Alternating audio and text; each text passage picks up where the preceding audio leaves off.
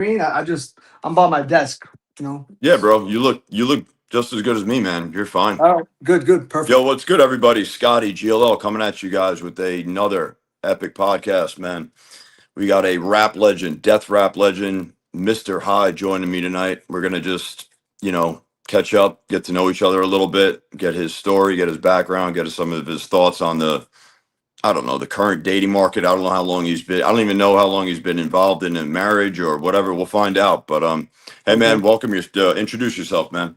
What up, Mr. Hyde, the Beast Man, up in here, drinking my coffee in my office. Uh, we got the real Beast Man over here from He Man. Just chilling. Glad to make your acquaintance. It's the first time I'm actually like meeting and chopping it up with you, and we're already live, so that's cool. Let's Yeah, do hell it. yeah, man. Let's do it on the fly. Let's do it, man. Let's do it. So yeah, man, we're both kind of from the same area. Well, not quite, but my mother was born in Queens. I grew up in Okay. Mineola, New York, and uh, my dad had a big refrigeration HVAC business, so I was driving all over the boroughs. He had me picking up, dropping parts off, Okay. doing pickups for him for like Is 22 that how you for stayed so cool? That's how you stayed so cool? The refrigeration business? exactly, bro. Okay, My gotcha. dad kept me very cool, man. I was like rubbing shoulders with a lot of big shots who I probably had no business being in the same room with. But Okay. it was Yeah, yeah. really it Same, was same, same here. Same here. I mean, I was born in Queens in Elmhurst Hospital, and which happens to be the same hospital Cool G Rap was born in 10 years before me, which was cool. I found that out when I was working on the Godfather's album with Necro, and we were hanging out with Cool G Rap and kicking it and just spitting about Queen stuff. But my father was raised in Brooklyn, like Greenpoint, Brooklyn, old school Italian dude, and yeah, he's had like some mob ties and mob connections. My uncle was a captain in the Genovese family, so my father would like run gambling spots and horse rooms and like the illegal OTB type rooms, and the Joker poker machines all up in there and shit. Kind of like very much like like in Bronx Tale when the little kid was in the cab stand or whatever, and where they played cards and shit and gambled. Very similar upbringing like that when I would go with my dad on the weekends. But yeah, so like you said, being in rooms with some big people that you had no idea at the time when you were young. I had no fucking idea. yeah, that's awesome, man. Yeah, my Yeah, yeah, dad, pretty he cool. said he was born right around the block, like Woodhaven Hospital or something like that. So that's pretty close to Elmhurst or something, he said. Yeah, yeah, no, So definitely. It's like 10 minutes away, not even. yeah, bro. Yeah, so man, Woodhaven Boulevard and Queens Boulevard. I hung out there a lot. Queens Center Mall. Used to call it the ghetto mall. It was right next Dude, that was to. one of my favorite spots to go pick up chicks. That's like my whole channel is Hell's yeah. based on like dating and picking up girls and hooking up and stuff like that. So And that's how you got down with Necro. You got Necro on the you had done an interview with him. He's big yeah, with the single bachelor fucking gaming and spitting at chicks, shooting your shot, doing your dude, thing. I love that guy, man. He like Yeah, I he's great. mass dude, I was under like 1,000 subs, right? And I just mass approached a bunch of people, right? And he was the only Right. guy to get back to me and actually hop on, So Yeah, that was dope. he's real, man. He's down to earth, and that's one of the reasons why we clicked, because it was very much like the energy was there. Yeah, yeah. And All these guys you're think they're very, like big shots. I never want to nah. be like let it get to my head. He was a regular dude, and he was actually being very candid about like, yo, he got coaching from some dating guy before, and it was like, kind of not a great experience with the dude. Don't So get me I didn't wrong. even, before I even knew that, I didn't even know he was involved in it whatsoever. True. Well, like I was gonna say, don't get me wrong. Necro's very serious about his business and his career and all that shit. But he's also approachable and down to earth. When if you ask him something like legitimately, like not some stupid shit, he's gonna get back to you and answer and try to help. He's engaging with the fans, and like it's regardless of what people think. Like the perception of him by other people might be, oh, it's Necro, this and that. It's just because of what the music sounds like, maybe. Same thing with me too. But like people might just think that I'm this unapproachable, fucking brutal horror dude, and that ain't true. You know what I mean? It's It's I always very found it funny that music was like totally like no one thinks that way with like De Niro or Pacino or some actors, right? It's like for some yo, reason music, it's a like you a have to hundred be percent. living, you have to be doing the stuff you're talking about. That be I don't know Yeah, when I that mean, became a thing, but you know, obviously I think it comes from like hip hop, like the street shit era of hip hop. So like if you were faking jacks, like if you're talking about selling drugs back in the day and you weren't a drug dealer, people would check you on it, like that type of shit. Which I get that's the street aspect of hip hop because hip hop was kind of originated in the streets. So I feel like there is a certain thing to be said about that, but then hip hop is also an art form. So like eventually it evolved into something where like my music is very cinematic where when you listen to a Mr. Hyde record, I almost bring you into the world, into my world, and my lyrics and the beats and everything I use to bring you into that world is it's entertainment, but it's also based on my experiences and my influences as well. You know what I mean? So I feel like I wrap a lot of I wrap it all into one, like the experiences, the real shit, along with my influences and like the horror genre and the things that I and the imagination part of it. You know what I mean? So like if you're watching Hellraiser, like you said, Clive Barker or whatever, and you're watching Hellraiser, it doesn't mean Clive Barker's out there killing everybody. He's putting it he's putting it on the forefront of a movie that he made on some creative shit, and you're enjoying it. So for the fan base. So I mean, it, yeah, there's two aspects of it. it So diversified like that makes your it's yeah, like a deeper bag. You're more diverse. Some of these rappers are just like one trick ponies. They could just do one style, like one way. That's right. it. But Right. No, 100%. Yeah, yeah. And that's what's dope about Necro. He has like the pimp the sexorcist pimp version. He's got the you can get he's dope in the horror world.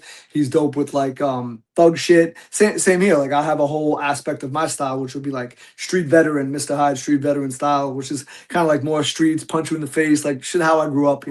And then there's the horror style, and then I'll do like kind of like the four horsemen of the apocalypse, like very cryptic and end of the world type like that persona.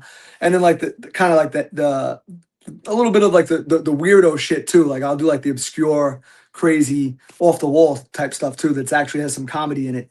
Like some tongue in cheek comedy. You ever see those horror movies that are bugged out? You're like, what the fuck did I just watch? So right, like I'll do that style too, where it's that's like awesome, man. even and I'll pick like titles like Barn of the Naked Dead and just shit that inherently will maybe push people away because it's like too obscure. They're like, "What the fuck is this? I ain't fucking with this. That must be some crazy shit." But on the other hand, people who are goons who are into that culture will be like, "Yo, that's a sick thing to call an album, and that's a sick artwork. I'm gonna check it out just based on the title and the artwork." And then it brings those type of goons in, and those are the type of people that I want listening to my music, and those are the Yeah. type of people that have a chance to be fans. So like, there's a method to my madness. Dude, I got to be honest. Yeah, I just started diving into your catalog. Honestly, like after I heard about Necro, I started just diving into your stuff, and it's Okay. it's yeah, it's good stuff, dude. I Yo. like I've been listening to the Circle of Tyrants and shit like Okay. that. It's awesome. Yeah, that's I mean, classic shit. That's the older yeah, classic shit. Yeah. I mean, listen, better late than never, man. Welcome. There's yeah, man. I'm we, I'm a we new have fan, but like I've we, been listening to Necro for a while, so I have heard you a lot. But now that I know you're hopping on, I'm just diving into the whole catalog. It's good I'll shit, I'll man. quote I'll quote Hellraiser. We have such sights to show you. I have I Hey, got the Hellraiser box right here. So that's fucking awesome. welcome to the Mr. Hyde catalog, and there's plenty and there's more on the way. There's a lot more That's great, coming. dude. Working on some Yeah, new so I shit was right thinking now, too, actually. like one of my favorite movies I was watching is like a Point Break, right? So I was like Oh Patrick yeah, yeah, yeah. Swayze.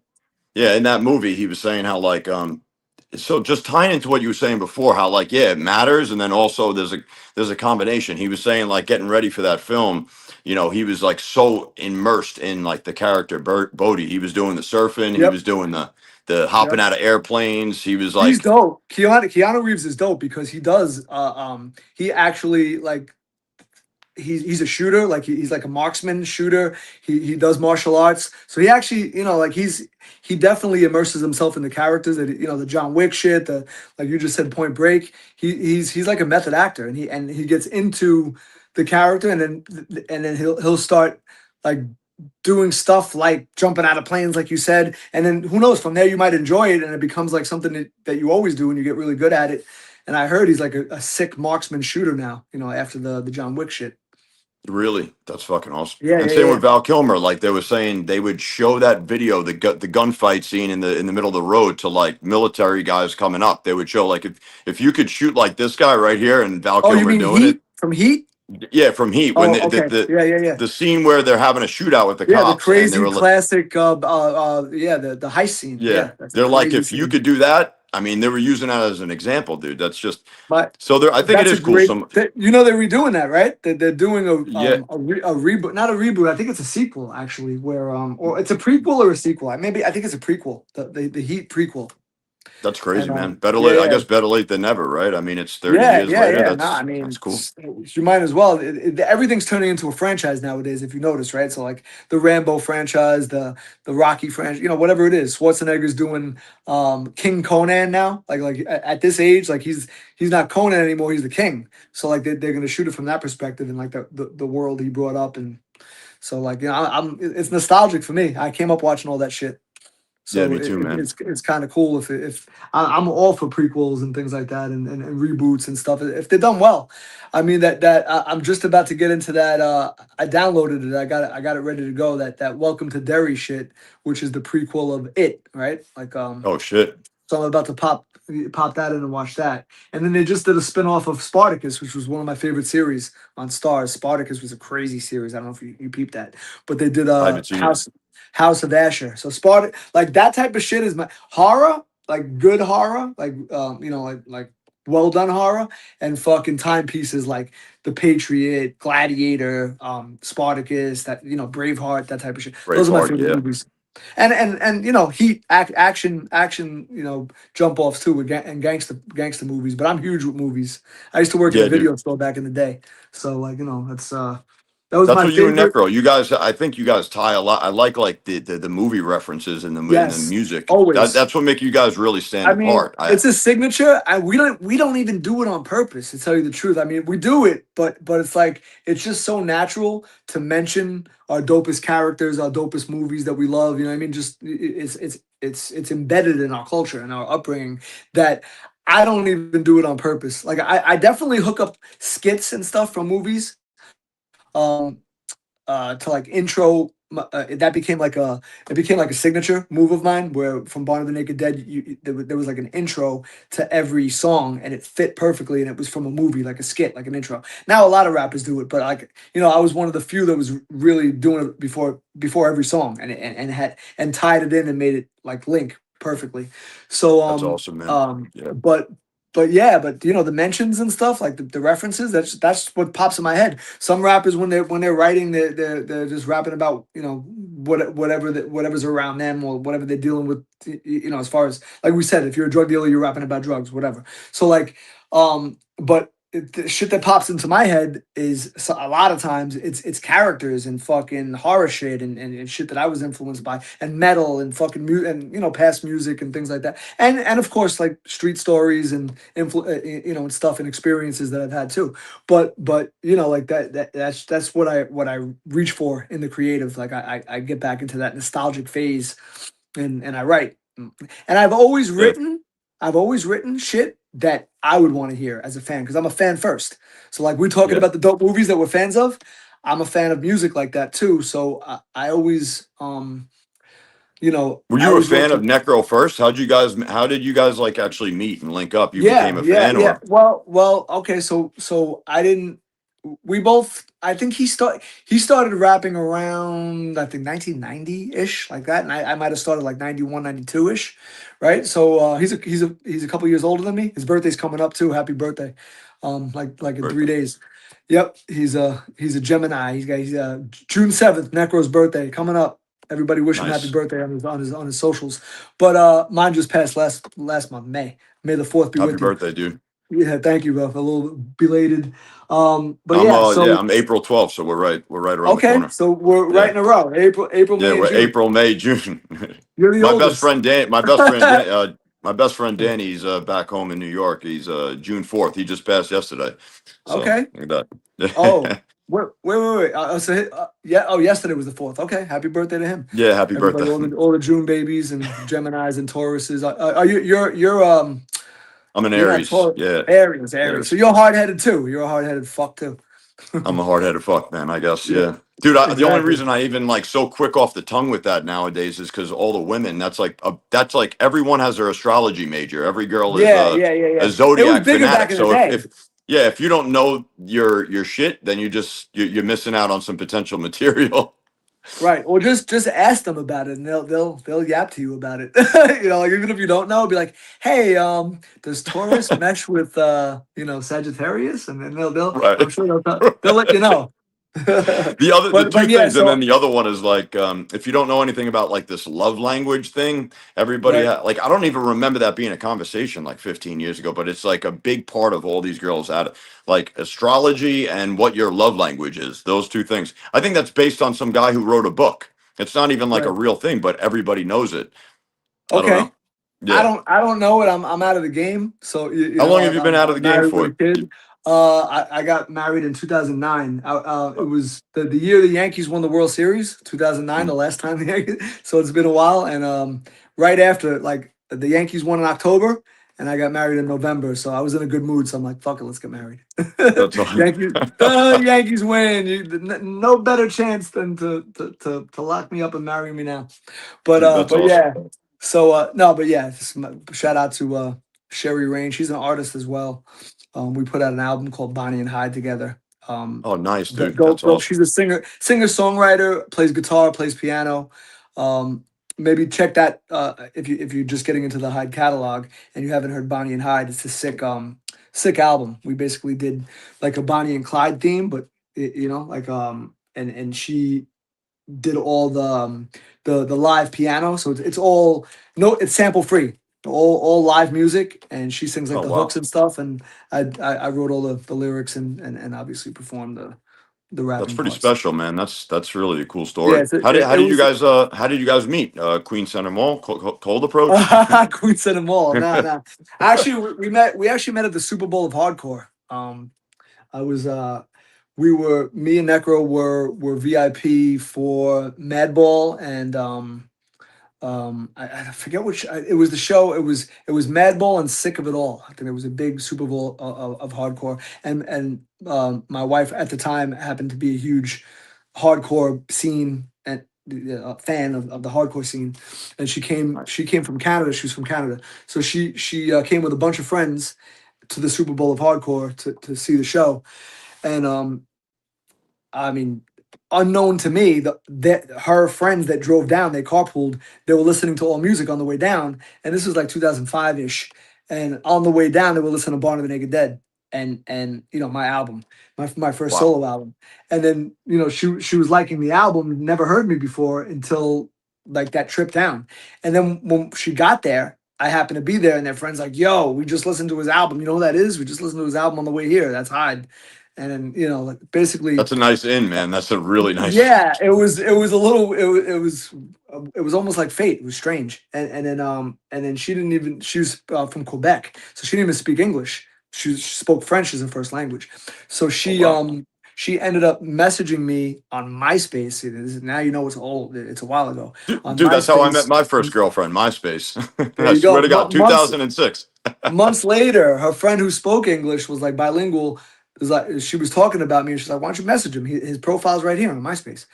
And MySpace was the shit back in the day, man. Like that it was like having your own website, especially if you were an artist. So like being an artist, it had the jukebox up there with your biggest songs, and it was like the early version of streams and like Spotify and shit because it would show you, like I guess whatever Your song was top out. Like, songs. yeah, my top songs, and we were the biggest, you know. Artists on like the in the underground at that time, like PLR and Necro, Mr. Hyde, Ill Bill, like that crew, we were killing it at that time, especially on MySpace. It was nuts. You Like say that's about like PLR's their peak years were like early '90s or like well, later. You no, got some no. dope shit The in like the 2000 and like the early '97. yeah, we that was a lot of that was the early years. Like we were going up to radio shows, destroying live radio, Stretch and Bobbito, DJ Riz, Eclipse, like those types of shows. Martin Moore and Mayhem and shit, like all these live shows. But like there was a big culture for that college radio in New York, and the fans would listen, and we would go up there, we get invited, or we would get put on by somebody. Necro had won he won a demo battle on Stretch and Bobbito, and then like was able to get up on Stretch and Bobbito live because they won the demo battle. I think he was telling the story that they tried to front it first, even though they won the demo battle. They still weren't gonna let him up, and then somebody, one of the peeps got him up. But yeah, and then years later, when I got down with Necro, and he got me on that same show, Stretch and Bobbito, which was a legendary show. I went up with him. He was the guest, and he was like, "Oh, and he's my boy Hyde," and that's how you get on, That's like awesome. with crews back in the day. And then at the end of the show, fans would be calling up. We'd be talking to the fans on the switchboard, picking up the phones and shit, and you're getting like a buzz, a New York buzz. Besides the fact that I was doing like open mics and battles and stuff like that, and like Lyricist Lounge. New Eurekan Poets Cafe, Wetlands, all these different showcase type events where they had battles and underground hip hop and ciphers and stuff like that. Sometimes the illest part of those underground spots were outside after the show. All the rappers from the showcases and the open mics would get together and just cipher outside and spit their shit, spit their rhymes Dude, that's so among that fucking cool. community. And it was sick because I mean I don't know how immersed you are in the hip hop scene, or how much you're up on it, or the underground hip hop scene, but like I people would say that pretty. I mean, I think my knowledge is pretty good. But is this before? This is okay, before like Shade 45 or anything like right, Sirius yeah, yeah, Radio, right? it's Yeah. before all So that this stuff. was It's like before Eminem. outside of like what Hot It's 97. it's before Eminem blew up. So it's Yeah. like well, I'm talking about this is like 95, 96 when I was major, and that's where I ended up meeting Necro because I was listening to an underground radio show that I listened to. We had all the ill underground singles that would pop off, and I had heard Necro in like '96 rapping on the DJ Riz half the it wasn't the halftime show then, it was oh fuck, I think it was Martin Moore and Mayhem with DJ Riz, and it was like he came up there, and most rappers when they came up as guests, they would rap on other people's beats, like the hot beats of the time, like a Yep. Primo beat or whatever, a Mob Deep beat or something, whatever was hot at the time. They throw on the instrumental and you rap and get your shit off, right? Kind of like the Sway and Tech show, but he brought his own beats up there and was like playing it off. I don't know what CD or DAT or something, and he's up there playing his own rapping on his own beats and rapping evil. And I'm like, who the Wow. fuck is this guy? And he was killing it, totally slayed it, like talking some crazy wild shit. And I'm thinking at the time, I'm the only one kicking that type of sick, exploitational horror, crazy, type lyrical shit. And then I hear him, and he's rapping on his on his own beats, and I'm like, this guy's a fucking character. I got to meet this guy. And then he had promoted that he was going to do he was going to be at the Cage show. He had put out Cage's first record, Agent Orange, and Clock. Yeah, Agent Orange was the single, and Radiohead. It was a side, B side, and they were going to do a showcase at New Eurekan Poets Cafe, which was a spot that I was always at doing open mics and shit. So Nice. so I went and peeped the show, and then he was like you said, down to earth after the show. Ran up on him, talked to him, like we vibed, and I bought a movie. He was selling back then. He was a hustler. He was selling his 187 Reasons Why movie. It was a black and white. He went to film school, and he was like getting into directing and making movies. So he put out an independent film, and he was selling it. Basically the VHS. So I bought one to support, and You know what I I like when mean? he makes the And reference. He's like, I got Master P and Russell combined. I think in one of his lyrics, he said he's yep, like a yep, genius. You know what I yep. mean? Yeah, yeah, yeah, yeah. I mean, those are some of his influences just on independent business, and and I watched him. We basically were rolling together while PLR was invented and done and pushed off the ground. So like I was there for it all, That's and great. watching the work ethic and the grind and the hustle and like the never say die attitude, and Yeah. it inspired me too. Like and I learned a lot from that. I was working with him in the house, boxing up CDs and mailing them out to buyers. We're actually getting on the phone with like mom and pop stores to like, yo, I got. How many of the new Necro album you want? How many of I Need Drugs you want?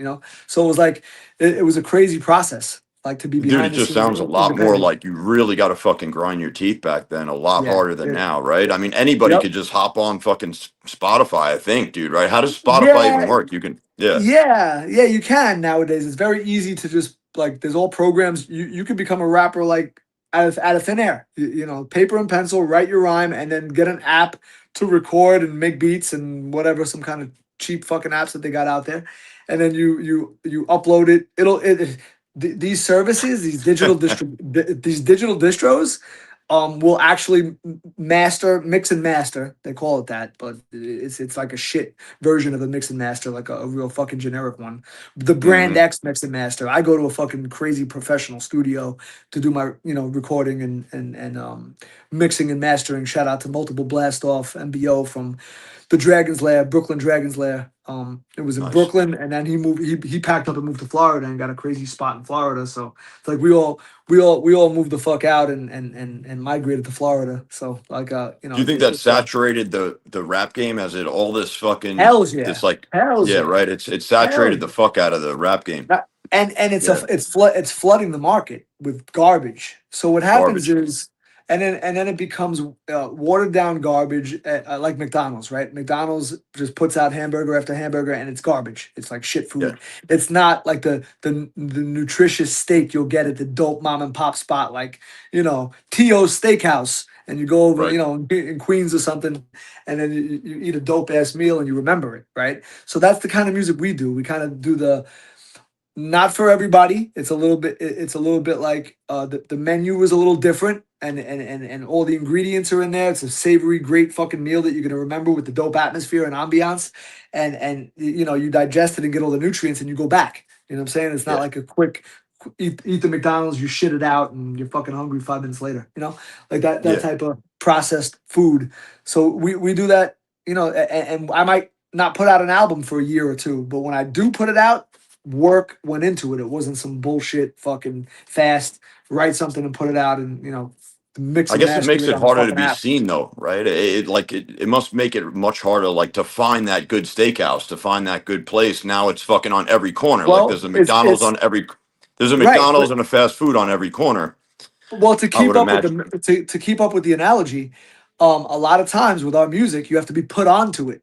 So Yeah, like if there's a dope bagel spot or a dope pizza spot, like when I came to Florida, I was looking for like good places to eat. I had no fucking idea. So you meet people, you talk to people, and then you start to like trust their opinions on shit. Another like-minded people that you get down with, and they're like, yeah, yo, you know what's good pizza that actually tastes almost like New York? It's over here. And then you go check it out. It's the same thing with music.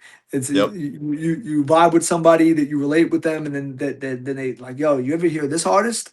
I know you listen to so and so, whatever you like rap, but yo, check this shit out.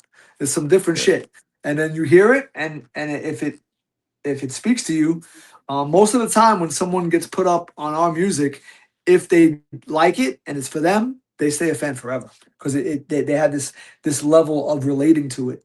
I got fans from the era we were just talking about, like the Yeah, 95, 96, 97 live radio shows, people who heard my first freestyle on the radio, people who were at my open mics, like, yeah. and they still hit me up to this day. I want to shout That's got out to feel good, Bobby man. Headreck. Bobby Headreck is one of like I just wanted to shout him out. I don't know if he's watching still. I don't know if he cares He's anymore. I haven't watching. spoken to him in a little while, but I'm saying he's on some shit where he was like one of my first diehard fans that was like, he recognized Hyde as like being something that he relates with, and just I you think get you that guys were connection with like an you artist. guys were like pioneers, dude. I don't think there's anybody quite like that. Like Right. tough white dudes putting out Right. like Yeah. hard music like that. And like you said earlier, like there is an element of being congruent with some of the stuff you're doing. You don't want to, that's where like these guys, like you said, they're like you're fake, you're phony. So there was an Yeah. element of like truth that you guys were hard, Oh tough no, kids no, brought up. we've And had to rep it. We've been all over the world in every all different cities, all different countries, and people will they try to look at these white boys rapping hard on stage, whatever like that. They'll try to right. test you, and it doesn't go well for them. They end up finding out, Yeah. pretty quickly, and we get banned from places and banned from we dealt with all that shit. At this point now, being in our 40s and you know getting towards I never like to reveal my age because nobody fucking believes it. If I don't Do you if you still tour? You I meaning like when you go on tour now, the guys are still testing you, or do you no, still even do I tour? mean no, we actually haven't not that we didn't haven't even needed to, because we have like the diehard fans that buy merch, and like we created like a brand So where it's touring our is for like the streaming. beginning to it's more to just get your feet like build a fan base and shit. Yeah, I mean, and then obviously it was a big. You pay dues. There's a part of touring where you're paying dues and you're taking any offer that they throw at you just to get on stage and get in front of people, and then like try to get in front of other people's fan base that might have like similar fan bases. So we've spent a portion of our career doing that type of stuff, and then there's the portion where Necro's booking Necro headline where Hyde is opening, and and then after the Hyde set, I'm jumping on stage with him and doing the Necro set, and like those are the dope where it's our own thing, and we're running, we got our own merch guy, our own DJ, and shit like that. And then there's that aspect, and then there's festivals and things like that where you'll be on a festival with a bunch of other artists that are in your realm, Yeah. or in your fan base, or your, what do you call that, your genre. So So we've so done a to bunch end of off that on shit before too. you were saying so that you don't We about the haven't toured since testing part, COVID. like yeah, We haven't toured since COVID hit. We actually haven't done the last show we did was like the last show I did a solo Mr. Hyde tour in 2019 for my Boogeyman is Real album, and that was right before my wife was like 8 months pregnant with my daughter now, so that was like 6 years ago, and I said in my head I was like, yo, I was touring heavy with Necro, doing some solo tours and all sorts of stuff. And I said, my daughter's about to be born. I'm going to take some time off now. And I had saved a good amount of money, and I'm just going to be with my daughter. And then what's funny is I had that in my mind to take off from touring and just like make music and chill, and be with my daughter when she was young, and help the wife out. yep. Then COVID hit. Right after my daughter was like one, and COVID hit, so we couldn't tour anyway. They shut everything the fuck down. You remember, New York Yeah, I was do remember. fucked. Yeah. All the Yeah. airports If were I feel like shut. the world All the hasn't gone shows were back shut to down. normal after it hasn't gone It, back to the and never well, what happened was we were so like touring was like 65-70% of my major income, like for right. years, and then it flipped. Now streaming is like 70% of my income. Streaming and merch is like 70% of so it's like we adapted, and Yep. we don't really need to do shows, but we still entertain offers, and we might go back out on the road and do something, but only, we're not desperate anymore to pay dues. It's like, we're gonna do what we want to do. So it's got Yeah. to be an offer that blows us out of the water. I'm sorry to the fans that hit me up every day and hit us up every day about like, when are you gonna come to Buffalo? When are you gonna come to New Orleans again? Like whatever, wherever, Ethiopia. You know what I'm saying? Right. But I'm just saying, like the offer's got to be right. The price got to be right. The What's price is the wrong, bitch. what was Yeah. the rowdiest, like one of the rowdiest crowds you had to deal with that you really had to Scotland, get busy Scotland, with? Scotland? easy. You don't even got to Easy. finish. Glasgow, Scotland was the Yeah. rowdiest fucking spot. Every time, I think we might have done it 3 times. Every time we did Glasgow, Scotland, somebody got beat the fuck up. Had to, Someone got beat. like, yeah, had to. Like there was like it's a fight, and it's like it's almost part of the culture. That's not even a big deal. You know what I mean? It's like, Yeah. okay, we're gonna have to break someone's teeth in Scotland. All right, cool. Let's get ready. You know, it's cool. There's a thing there that they call the Glasgow kiss, which is like Hmm. a headbutt. They just go around headbutting people, and they're like, "Oh, you got mate, you got the Glasgow kiss." So they just headbutt you and shit. So I remember being in the crowd. I'm wild. I jump off the stage dive, and get in the mosh pit with motherfuckers. And people are headbutting me. I'm headbutting them. I got a bloody face. They got a bloody face. Then we just start beating the shit out of people. Yeah, it was Glasgow's was definitely rowdy.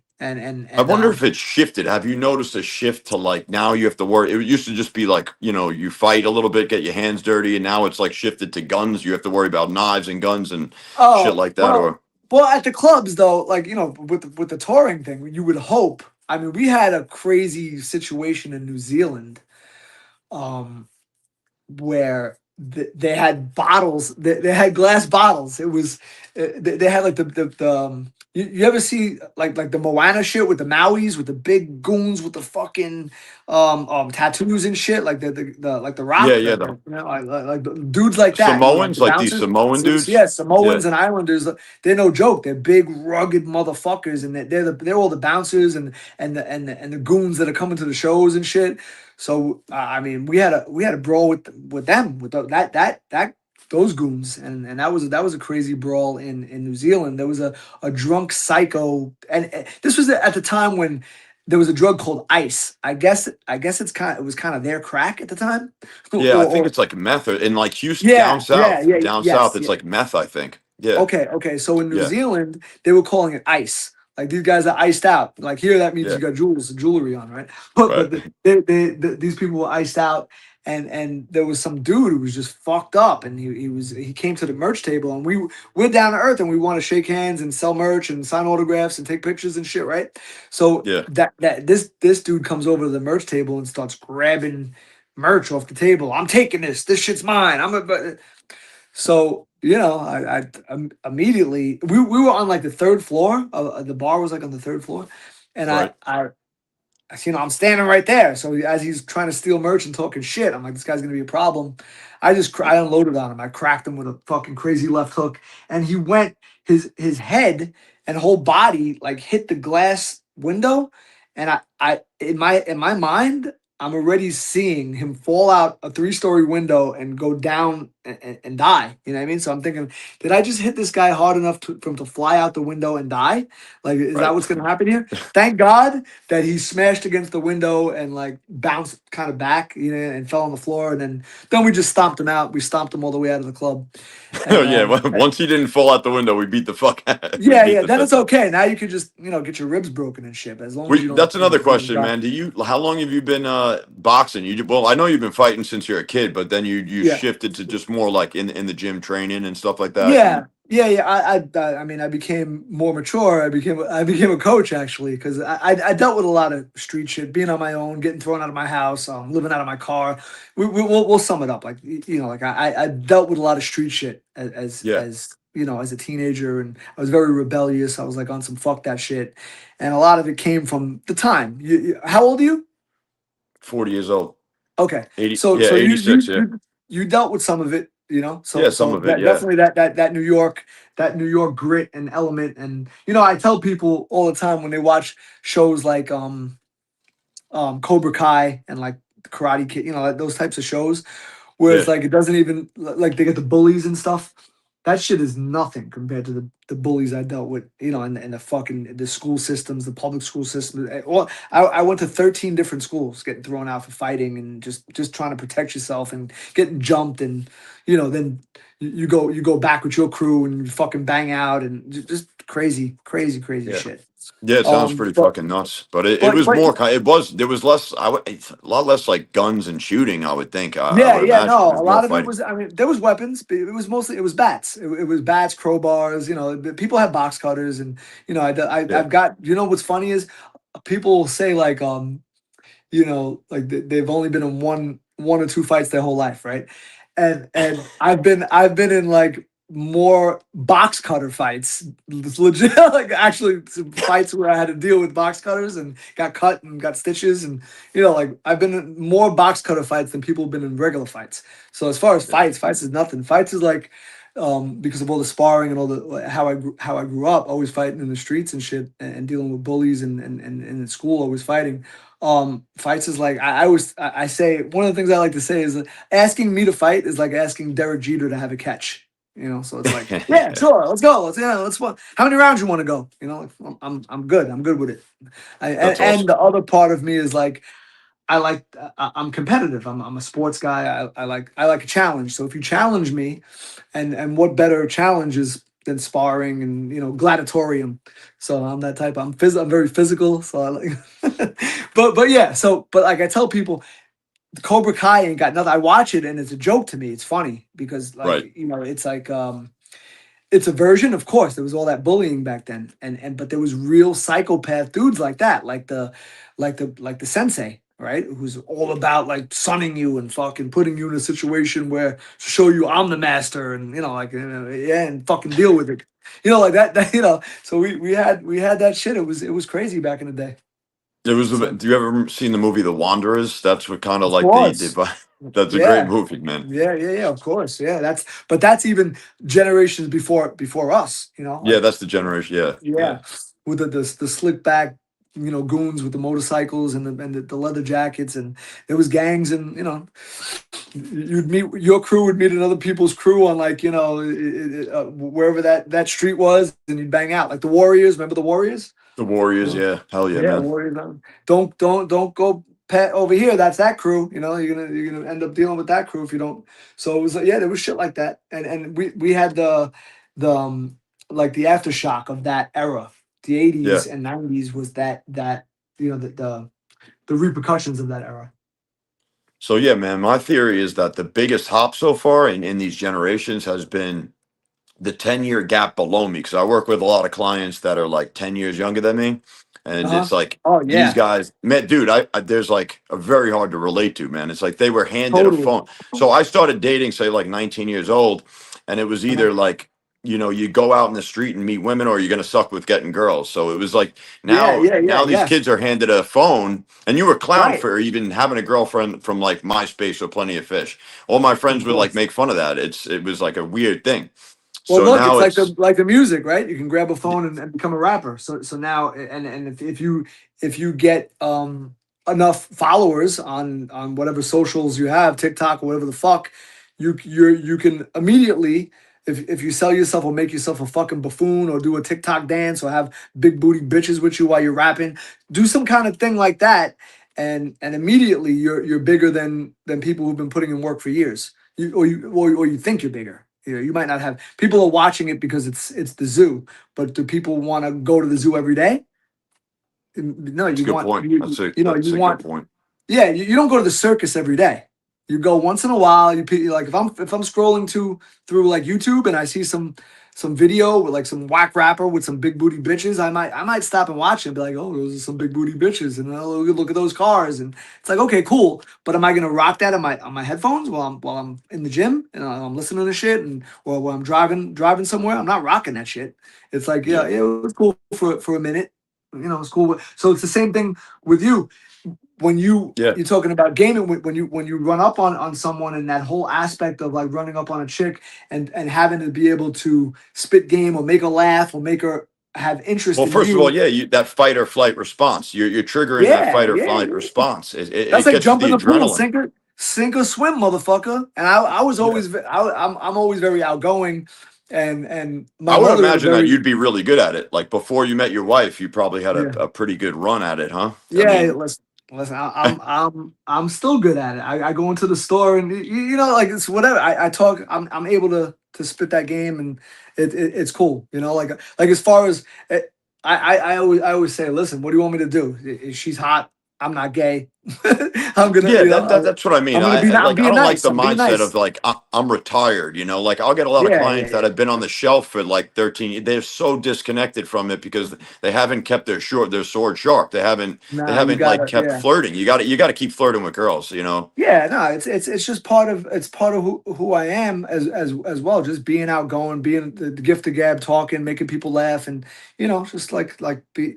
It's like, what are you gonna do? There's a pretty female. My father did it until he died. I took him. He was like 90 something years old, and I'm taking him out to the deli. He's flirting with every fucking chick that there is, like the girl behind the counter, the girl at the register, the fucking, the girl who's making his sandwich at fucking Subway. He's flirting with every. How you doing, sweetie? Like, oh, you look so nice. Like, and it's an old, it's an old Italian dude, and they're like, oh, he's so cute. Like, yeah, yeah. If his dick went up, he'd fuck you. Yeah, right. Don't let him fool you.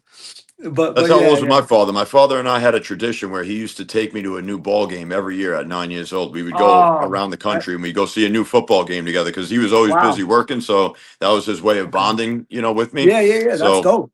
it was really cool to see my dad in that light because I only knew him as like this grind, business. So like when we would hang out together, we became like, good friends and stuff like that. So seeing my dad in strip clubs and we would go to all these different spots Yeah. and I was pulling girls back to the room when he was up there. He's like, well, he's like right next to me. I'm smashing some girl on the couch. It was He's pretty thinking like, crazy. yeah, that's my son, that's my boy. Right. That's the. I don't think there's anything better than that. If you're that type of dude and you have a son, and then you get to chill with you, hang out with your son, like, and he's bagging girls, and He saw the that's evolution gotta be, of yeah, yeah, he saw the make you evolution of proud, Scotty. He was there before Scotty was ever born. It was just my name is Brian, but right? we always go by these aliases and stuff like that. The Okay, original PUA scene was like very anonymous. Like when you know I got a job by one of these companies back in the day in 2008 or whatever, and like yeah. everybody had an anonymous name. They're like, you gotta, you don't want to use your real name. It's just what everybody was doing.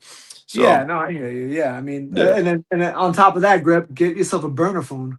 Right? right. This is the Scotty phone. No, but yeah, this is where the black book becomes a phone, a burner phone. Yeah, But what dude. I was gonna say is, about Necro on tour. He would have a list from MySpace, whatever age it was, MySpace, Facebook, whatever. It was like his black book of fans in each state or city or country, and you'd have like, okay, Natalie from Russia, and we're gonna be in Moscow. I'm hitting her up, when we get there, because she has like this rapport with that specific chick, and he'd be like, "Yo, Yeah, come out, bring a friend, bring whoever."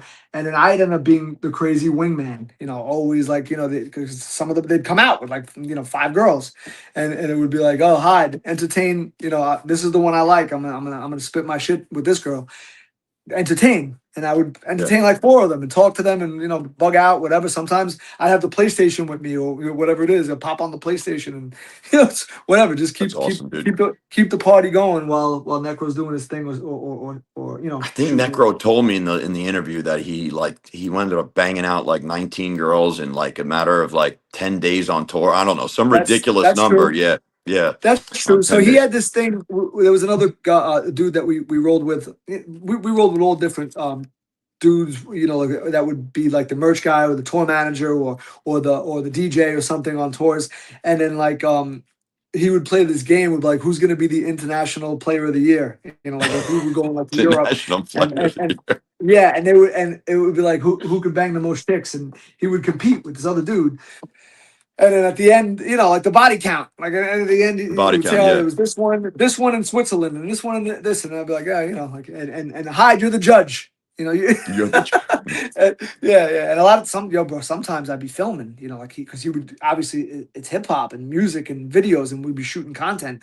He had just posted the dope video licking with pussy, Ron right? I don't know if you've seen with that video licking pussy. licking pussy. I saw is the Ron Jeremy video. I watched That's the one another. where he's That's yeah. another one. That's another one. Was it No, on the no, Sexorcist or a separate no, separate no. It's a thing? it's a, well, a newer one, more like A the newer late one? 2007, 2008, 2009, like that era. I Um, gotta check that out. yeah, and that one was shot LA, like he was hiring models and like, and then also shooting girls from strip clubs and just all in all our travels, he'd take out the camera and we start shooting footage. And then eventually we take that footage, bits and pieces, edit it, and it become a video, like, and put, you put the music to it. He does some kind of a track with it and like a porn track, and it fits. So over the years, you get, you build up a lot of content, Dude, touring that's all cool, over. man. So that Yeah. particular video came out so fucking dope, and it was content from like all over LA, all over Australia, from all these different tours, and the accumulation of that tour run. What's the And name of this? What's the name of the track? it's called It's Lickin' Pussy. Licking Pussy. You I got to gotta peep check that that out, show. man. Yeah, Everybody yeah, go check yeah. out That's Licking Pussy. yeah, yeah. That's one of the craziest necro videos. I'm all up in it. It's a Dude, set. was He has the like it's you gotta peep it. You gotta watch it with the video. You get the best experience. yeah, it sounds really like a mixture of candid plus hired girls, but like a little bit of everything. Yeah. Yeah, yeah, yeah. It's That's the it's it's problem with a lot of guys. accumulation of it all. A lot of guys in in my industry, in my space, a lot of these top coaches, like, um, they like hire girl. Like, you just don't know. Some of their stuff is so suspect, and I watch their infields and stuff like that. Like, some of these Yeah, girls look like hired girls and stuff like that, and then that's a big issue. Like, you get a lot of scammers in yeah. this space. Yeah. Oh, and they're like, yeah, So, I'm the man. Look what I got. Look, and you never know if it's the fucking the truth or because not all the until you. top production now, like everybody with the top production, like these guys can easily be hiring chicks. Like, there was this one guy in Miami, and like I was watching some of his infields, and I'm like, dude, this just is, this is not how Miami chicks respond. This is looks way too suspect to me, man. It was Yeah, just right, really right. strange. Yeah. Well, I mean, you never know if it's set up. Even with these Instagram things, where you see they stage stuff. They'll stage Hmm. stuff whether it's pranks or game shit or running up on people and like, yo, that's got to be staged. That's too fucking outlandish, and it's all for hits and views and follows and Dude, subscribes. I'm You know, telling you, man, if I was 21 coming up now, I'd be doomed, man. It's like there's so much shit in your face, so much stimulation. Like, I yeah, don't know. Like, if these young guys, they don't have any direction, they're getting misled and pulled in all these different directions. yeah. Back No, in the no, day, hundred I percent. saw this one YouTube video. It was like keys to the VIP. There wasn't as much saturation with this shit. It was just based on like self improvement and getting better with chicks. But now it's like you got to fight through all this garbage. Now there's so No, much shit out there. and girl and the dating sites are fucked up and even to holler at a girl on Instagram, it's weird because they have, it's like supply and demand. They have so much of a supply of men hollering at them from these But dating sites and Instagram that their egos become out of this fucking world, and it's like the percentage of men that are hollering at them as opposed to women hollering at a man on those sites, it's like crazy skewed. It's like a million it's a million to one reversed. yeah, so dude, so that's one of the things, man. It's like the market now is so fucked. It's so fucked up. yeah, yeah, and Yeah, then just like a girl in general can do be an OnlyFans chick or be a digital creator on Instagram and get millions of followers just for shaking her ass, and then it's there's people crazy. with actual fucking talent like me maybe who only has 20,000 followers on Instagram. What I'm saying, and it's like how do you have 2 million? Just from like there's this new thing where I'm even captivated by it. I don't know if you've seen this. There's like a hot chick, and she'll it's like a POV from inside an elevator, and she Right. pretends like she's trying to catch the elevator. And as she's running to the elevator, her tits are popping up in the air and fucking bouncing. And the guy holds the elevator for her. And then she talks to the guy and like, oh, thanks for like holding the door for me. And what's your name? And like it's like a weird fucking virtual reality elevator fucking catching porn. And these sites have Interesting. like a million followers. I'm like, what the Yeah. fuck is this? Dude, And yeah, it's fucking insane, dude. it's like they're selling That's a why I could small relate to you, and I could fantasy. relate to you and Necro in some capacity, because I feel the same way in my industry. It's like, dude, I feel like my shit is the best shit. Like, and it's just so under the radar, like compared to some of these you guys with a million subs and a million this and a million that. And now you have to deal with like all these guys with the Riz Cam glasses. They're not even coaches, but they're just out Right. there fucking around. Like, We Right, bumped right, into right. a 21-year-old kid the other night, and he had the Riz Cam glasses, and he's like, "Yo, I just got 1 million views on Instagram, fucking around." Then he's trolling girls, saying he's opening them up with, "You look like George Floyd," and they're like, "Whoa, what do you mean?" And he's like, "You're because you're Wow. breathtaking." It's just like, Wow. Okay. Yeah. So they're basically, like I said, they're staging shit. They're doing stuff to get reactions and trolls, and this type of stuff is content nowadays. It's crazy. There's no if you go if you got the balls to go out there and run around and be an idiot. I mean, listen, not to say some of that shit isn't funny. When you just described it to me, I laughed because that's right. like it's outlandish and it's fucked up, and I get the exploitation culture of it, and I get why it's getting views because it's some Borat shit, honestly. So It that's is. that's my favorite comedy, like Borat running up on unsuspecting people and seeing how they react to your nonsense. You So run you up were a to fan of people. like Jackass and all that shit? Did you like Jackass some of not that? as much. Not as Jackass not much. as much, but no, but Tom Green, Tom Tom Green. Green, original ball breaker. Like Yeah. so like running, like Tom Green show was fucked up. Tom Green was like the original running up, like going into like a music store, like a guitar center, and like picking up the guitar, start playing the guitar, and then smash it like like a rock band, and start smashing the fucking stuff and busting shit up. And the store owner's in there, like it was legitimate. That shit wasn't staged. He was like the store owner was losing his mind, like Yeah. like doing that type of ball breaker comedy. That's my favorite. That's my favorite shit. So like the Yeah. Ali G putting people under pressure. The Borat, Ali G. What's the other one? The what was the fucking the The other guy dude? right now who just got arrested for 30 years, he could potentially face like 30 years in jail. Chud the Builder, he'd go around and start fights with. Well, he would say like derogatory things to his client. Did you hear about this guy? Like No, he's no, but I walking up. know these types of dudes. There's Queen's Flip, but back in the day, remember Brody and the bald head dude. I got a bald head. He would run up on people and fucking knock their drink over or smack their girlfriend. I got a bald head and say some stupid shit. And like it's been going on for at least 20 years. Like Yeah. around that, it's close to 20 years that ball breaker shit's been going on. I But mean, you I, know I what don't know though? when Like the Borat big came out. difference though now is that these kids coming up, this is like a legitimate career path for them. This is Yeah, like an option yes, that they're thinking yes, about.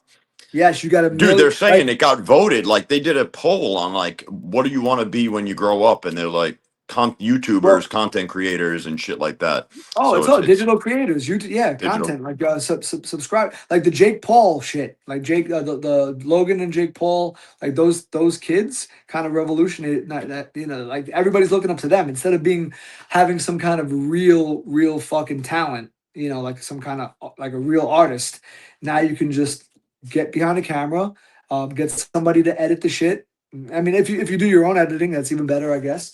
And then Yeah, you're a content creator, and whatever kind of content that you create, that determines on how rich you're going to be. And it's on the flip side with women, it's fucked up in a way, right? Because a lot of really these fucked men up. are creating that content and that type of stuff, but the women are doing it the exploitation exploiting their own bodies, right? Like for OnlyFans and stuff like that. And then you have I have a 6-year-old daughter. I don't want her to get to the teenage years and her friends be like, what, your dad won't give you money? Why don't you just make an OnlyFans? You know what I'm saying?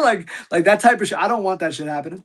So Dude, it's it's almost bad like, if yo, it's like dude, it's really bad if it's like way too normal. It's so normal. It already is too yeah, normalized, yeah, you yeah, know? yeah, yeah. There's Right, this right, creator, right, this one girl who's like, I left law school and I was going to become a lawyer, or she was a lawyer. I don't know if right. she finished or not, but she went to go do OnlyFans and now she's telling young girls to go do OnlyFans. It's the right way to go.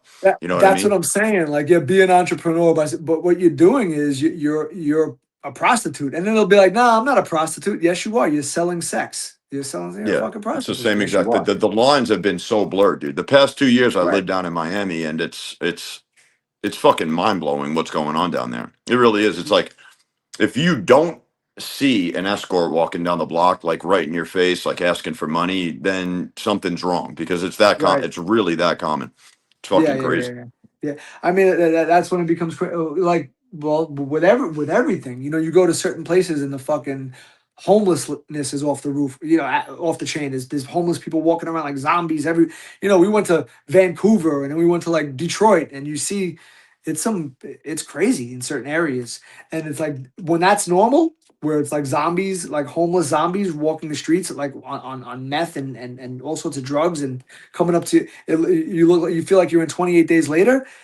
Something's got to be done. Like Yeah, yo, then no, something's got something. to, like who's the fucking governor? Who's the fucking mayor of this city?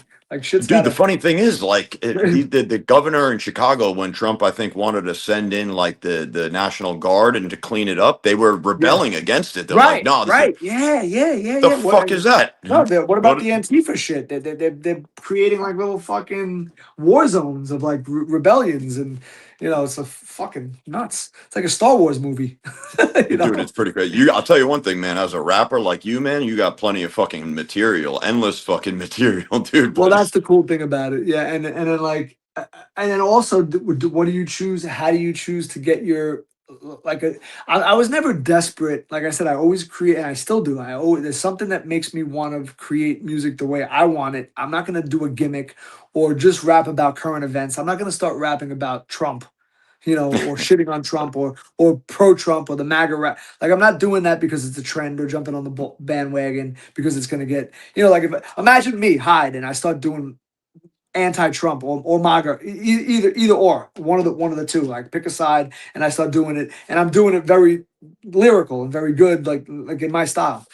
It might do good. It might blow up. It might get me more fans or more or controversy or whatever. yeah, But there's something in me that says that's not real to me because I honestly I don't give a fuck to jump on that type of bandwagon. I'm not a very political combative political person. I don't really get into that type of shit because I feel like all politicians lie, right? I don't who am I to think I know the behind the scenes of a political party and what their intentions are for us. Since the beginning of time, the government's lying. yeah, Like I'm more of on the conspiracy theory edge where I like don't believe everything you hear. Don't believe everything that motherfucker tells you. He told you that to get himself elected so he could have power. And if you can control language, if you can control language and communication and media, you can control the world.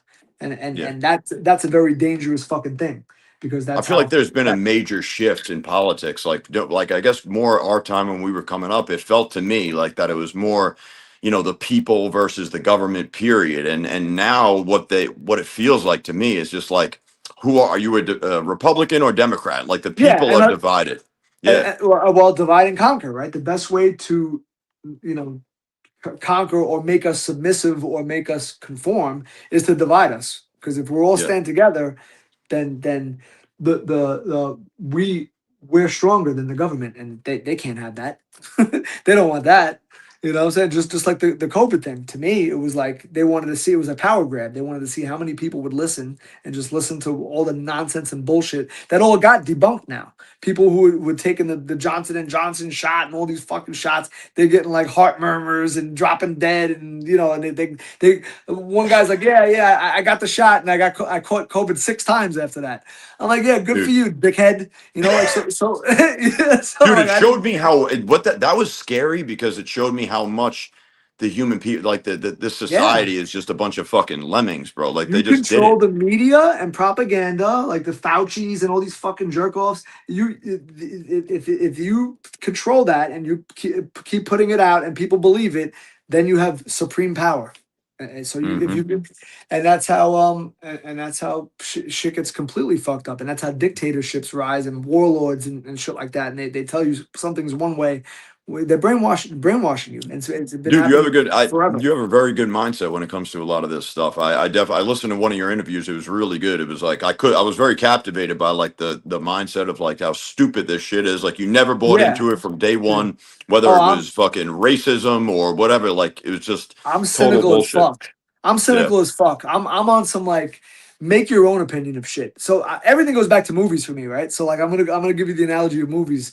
Are you gonna believe some fucking jerk off who has a TV show that tells you the movie Goodfellas sucks? Right? Right. Like he just because you're a critic and you have a platform to tell people if movies are good or not, I want to go see the movie for myself and see if I fucking like it myself. Like Yep. what happened? Whatever happened to that? Like I don't Rotten know. Tomatoes is the be all end all now. Like oh it got 8. tomatoes on Rotten Tomatoes. So I don't give a fuck. It got two tomatoes. It's the Right. reboot of Texas Chainsaw Massacre, and I'm going to see it, and I'll let you know if I like it because it's all about perception and what I think anyway. Because Yeah. if you're gonna enjoy a movie, you don't give a fuck if the guy 3 seats behind you likes the movie. You care if you like the fucking movie and what you think of it, right? So I feel like that with people. It's a very Don't feminine tell way of me. thinking about like secondhand knowledge, like secondhand experience. Like the girls care way more about what, the group think is like, as opposed to Right. just coming up with their own conclusion. You know what I Oh, mean? that's big. I feel like that's now my opinion with a lot of women that click up. I feel like that's a big thing if you want to get back into like where you're coming with, the gaming community and shit like that. Yeah. Women a lot of the time will date a guy or pick a guy based on what their friends think of that person or what they think their friends are gonna think of that person. Oh, Yep. like I got this guy's got stature. I'm with this guy. I'm with Paul Wall, I don't know, whoever, Jay Z, or whoever the fuck you're with. But If your circle of friends that you want to impress as a female likes that dude or thinks that dude's hot or whatever, like that they'll go for that before even getting to know the guy.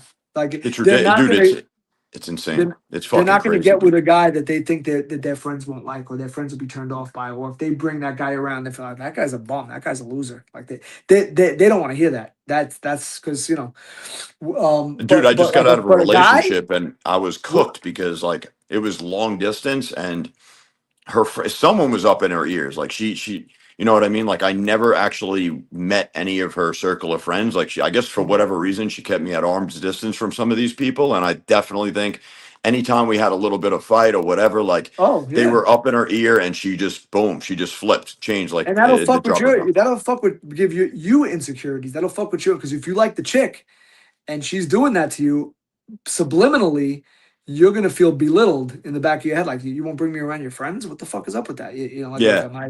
Like I'm your secret guilty pleasure. No, because she wants to show off, right? That's what she wants. She wants to. So it's just it's fucked up. It's fucked up.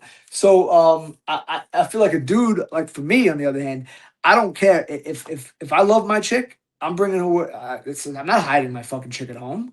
Dude, I'm I'm bringing my excited to chick. intro. If you love your girl, Yeah, like you're yeah, yeah. excited to This is show her around. You want to bring her around and introduce her to people that you care with about, dudes. especially. You know what we think of things when the way we speak about them. Like you saw the way I spoke about Necro, how much love I got for him. You saw the way I Yeah. spoke about my wife with the Bonnie and Hyde out. With the artistry and like how you speak about movies. What we're gonna tell you how you speak about somebody will tell you like from our end, from dudes' perspectives. Dude, I mean, That's that. like same here. How I brought my father up. It was like I always I bring him up, Yeah, and yeah, when yeah, he yeah. took me, dude, I'll have those memories until I drop dead. Those are incredible memories. Some of my Right. childhood memories going to different football games. So it's yeah. We you're right. We want to show the girl off. We want to. She's like No, yeah, a yeah. yeah Like this is trophy. my yeah, yeah, and for the right reasons too. It's Yeah. it's it's it's crazy, and it sucks that we have to be like in competition. Like we shouldn't have to be in competition with ourselves or like um our the representative of ourselves, right? So we should be able to be ourselves and be accepted. We shouldn't have to like put on these fronts, get dressed up in all these fucking crazy suit, Gucci, whatever. Just Right. because with the women the woman that you're trying to attract, their perception of a guy that they want to be with is stature, whatever what the female gaze is that Do you like feel so like it's the, got? Do you feel like it's gotten completely like inflated in this market in this with the whole yeah. ecosystem and their No, social 100%. ecosystem? Yeah. The guys have to be that much more impressive now to get with some chick who has a blown up ego from having a million followers on Instagram or OnlyFans, right? Because she has a choice of all these different guys that that holler at her. So what makes you have to be super impressive. You got to have your shit together crazy, right? But when it comes down to it, if you can like we will go back to if you could run up on the chick and make her laugh and talk and make her interested in you because a girl knows if she likes you in the first 5 seconds of Couple meeting you. minutes. Yeah. You Yeah. walk up, you have a demeanor about you, you smile, like she likes your smile, you make her laugh right off the bat, or you say something that's intriguing. She already in her head, she's like, yeah, I'd let this guy fuck me. She's thinking in her head, Dude, probably. meanwhile, And, you would probably and never match with this girl on the internet, or she would not right, hit up your you DMs. Like can't do it. I It's always the tell whole these guys, persona. like, listen, you have a puncher's chance, no matter what That's you your look like chance. in person. In That, person, that's why the term shoot your shot. yeah, shoot your The shot. shot for us regular guys, like let's just say regular guys, is getting in the room with them Yep. and showing what you can do as far as like talking, conversation game, a comedy, make a laugh, whatever. Then she's gonna like you for you right off the bat. And yeah, she might not bring you around her friends because you might not be rich or whatever the fuck or whatever her friends might be impressed by, but you might be able to bang her that night. That's true, On some man. pickup shit. Yo, honestly, So like, and you know what? When you make that big of an impression, because you're right, the first impression is really really important. So like, you'll pass her queue of 50 guys that are already in her DMs you'll because be you able have to take her more. on a couple of dates, and then if your loving game is on point, if your fuck game is good, then it might not matter if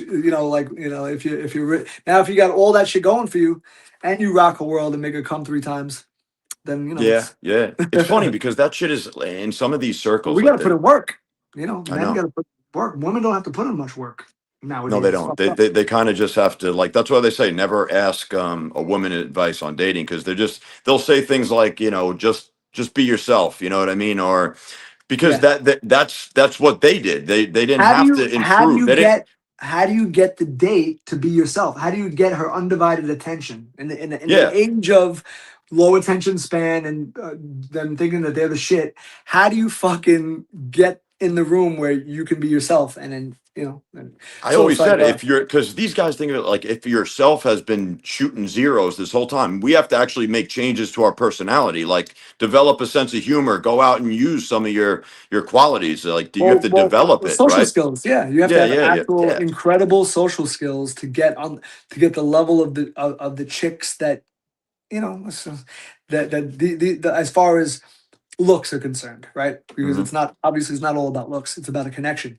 But yeah, it's just like like I love the way my wife looks, yeah. but what attracted me even more was that the music, being influenced by the same type of music and liking the same movies and sport. My wife's very athletic. She likes boxing. She that type of shit too. So it's like you have those connections, and that's gonna live past looks because looks are gonna fucking go. They Maybe are. not mine because I'm like Wolverine and I dye my beard. Shout out to my boy Eric, who's a barber, Puerto Rican barber, and he did my beard. He got me lined up. He hooked it up nice. Look good, man. Yeah, I mean, dude, it's Yeah, back when I was 19 years old. There was an I influence got in the my life grays that, though. yeah. Back when I was 19, I used to compete in bodybuilding, right? And so there was an Okay, influence in my life. This guy, Charlie Arms, I think he was tied up in the mafia and all this shit too. But he was a real tough okay. Italian That dude. sounds like a mafia name, Charlie I think his Arms. name Charlie Ringo. Yeah, he's So anyway, I was a shy, really like introverted kid, and I remember him because like when he spoke, you listened. He said to me like, he's like, "Listen, kid, you got to really work on your personality." And I was just like that. I just needed to hear that. It really woke me up Mhm. because I just wasn't doing shit. I was like, I was very just, I don't know. I was always like hesitant to make a move or I just didn't know what to say. I didn't have the right things to say. But I feel like once he said that to me, when I tell people that I was a shy kid, they don't even believe me now because I'm very outgoing. I like talking to people for hours, like You I you can enjoy probably it. had to So break through. You had to break through a wall. There was a wall. There was some kind of barrier there or fear that you had to face and break through it. So most I don't know if it was in your case, but a lot of men they're afraid of rejection, right? So right. they're kind of like that's the big thing. They have this certain amount of self respect and ego, whatever they have, or pride. Let's call it pride, Right. and they don't want it to be broken down. A man's pride gets broken down. That's not good. It's not a good thing. They're not going to Yeah. carry themselves the right way. So uh, that level of confidence. So if you might start off having confidence and you go up and you fail over and over and over and you get rejected over and over and over, your confidence level is going to naturally go down, right? So I think part of the thing with me was that so true confidence comes from repeated success. I Right. believe that. So I can't be confident at boxing unless I've had success, like unless I've knocked people out, right? Yeah. So I'm an extremely confident person in in what I'm capable of doing. I'm not as confident if you told me to go bungee jump right now. Right. I might fuck it up. I might get tangled up and fucking break my neck and fucking die, right? Because I never did it. I don't have confidence in that area. So that's where it comes from, just the repeated, and that's what you were talking about. Shooting your shot, pick up game, go run up on chicks, talk, be in the room, be there. And There's going to a be lot some of growing pains though. That's the problem. Is a lot of guys uh, uh, they can't deal with the rejection, you and they'll know how just they'll wave you the know white flag. Like there's a level of that's the beauty of learning this stuff, because you're going it's to have to life. fight through some That's tough times. with sports. That's with everything. How many times you're gonna fail? I was doing boxing, right? Boxing was my comfort zone because Yeah. I learned when I was a kid, and I never, it always did me well in the streets. Like a street fight in the gym. Like I was a good amateur boxer. But like then, I got into MMA, right? Hmm. And I was learning like Brazilian Jiu Jitsu and grappling and all different stuff and I, how many times I got fucking tapped out. Shout out to my boy Mike MMA. He was on some shit where he was like, "Yo, you teach me boxing and I'll teach you grappling," Nice. and I got tapped out 100 times straight. A Damn. 100 straight times without me able to do anything. I'm like, teach me how to not get tapped out, how to defend against this, and then you learn the fucking, the guard and this and that, like side control and how to whatever. That's a whole nother realm. But Dude, I feel the, like you, out the, of all people, could help a lot of these guys out in terms of the just fighting failure, through. Yeah, failure, yeah, like fighting through and things. then You had to grind your way up to being a white rapper, fucking shit like that. so the open mics and the battles and being on stage in front of people, I think it comes from. I'm gonna give a shout out to my mother on this one. I'm gonna say from a very young age, being a little kid, my mother used to have the fucking camcorder, the old school video camera, and be like, "My son's the best. Listen to him sing." And I would sing fucking whatever, Michael Jackson, whatever, Thriller. Michael Jackson Thriller was my shit. So I would do Nice. the video where he changed into the werewolf and fucking and do the zombies and doing the dead. That shit blew me away when I was a little kid, right? So like I would actually perform it, and my mother would film it, and then my mother would be like, "Yo, do the Wizard of Oz," because I was watching Wizard of Oz. That was the Cowardly Lion in kindergarten, So like I would be in the school plays and do it. So performing at a young age, and my mother always filming and sending it to all the family and be like, "Watch my son, the performer. He's the best." And her and me thinking I was good at it. Meanwhile, I probably fucking sucked. It was horrible. But I'm just saying, like I thought I was good because my mother said I was good. That's all you know is your mother and your parents. And if they tell you're good at something, if they put you down and they tell you you're a piece of shit, you're gonna grow up thinking you're a piece of shit. But like Yeah. like I feel like so I'm gonna give Let a alone shout out if you don't have a father, like a lot of these girls that don't that have. You, right that who is too. their daddy? Their daddy is the internet. Their daddy is their friends. Their daddy is their boyfriend. Well, You then know they what I mean? become approval seekers because they never got the approval and the love from their father. So like now they're living on fucking fake compliments and fake bullshit and The they internet. never Yeah. had right. So like that's they say daddy issues, and it probably stems from that. But that's a whole nother territory, psychosis and psychology and shit. Like so a lot of this is funny that this interview is definitely different from my other interviews. The fans are probably saying, "Wow, Hyde is on some introspective fucking Right. psychology shit." But yeah, You knew what you were getting into. Like me and Necro, I think we yeah, started off with the rap shit, and then we kind of pivoted to just more game and mindset and yeah, yeah, you yeah, yeah. know all It's a sorts of shit. confidence, man. Repeated. The only way you're gonna have confidence is to have repeated success, right? That's the only way. If you like, oh shit, I was able to do that. Like I'm watching my daughter right now. Like one of the things that she wanted to do was be able to go on the monkey bars, right, and like go across the monkey bars on some shit, like from like the when you go across the bars, like from one hand to the Yeah. next and go across. So she wasn't able to do that. She didn't have the upper body strength. She was only five or whatever it was, and now she's doing it, and I could see it in her face. She's like so happy. It's been she's tried it over and over and over and fell, and I had to catch her or had to help her and whatever. And now she's doing it on some like, She's whatever. doing it at 5 years old. She's She's able six. to do it. No, she's She's 6 now, and oh now she's wow, doing it. She's able to do it. She's her upper body that's strength's crazy. She's going from like rung to rung on the monkey bars and doing her thing. Well, so dude, so that's crazy. that's just one small thing where I've seen it with my own eyes. I take her to the park since she's 2 years old, 1 year old, whatever. And the fear first of like, that's scary. I don't know if I want to do that. I'm gonna fall. And then to Yep, trying it and me helping her to now to being able to do it no problem. And then now the confidence is there. So it's with every aspect of life. I, and with the hip hop, like I put myself in that situation by myself, go put my name in a hat in an open mic, get, not knowing if you're going to get picked or not. And then you get picked and then you're in front of a bunch of people that you don't know. And now I don't want to be around yes men that tell me, oh yeah, Hyde, your shit is good. You should be a rapper, right? All right, yeah, let's see if I should be a rapper. I'm gonna go to an open mic and rap in front of people I don't know, who are not my friends, who are not kissing my ass, and see yep. what their reaction is.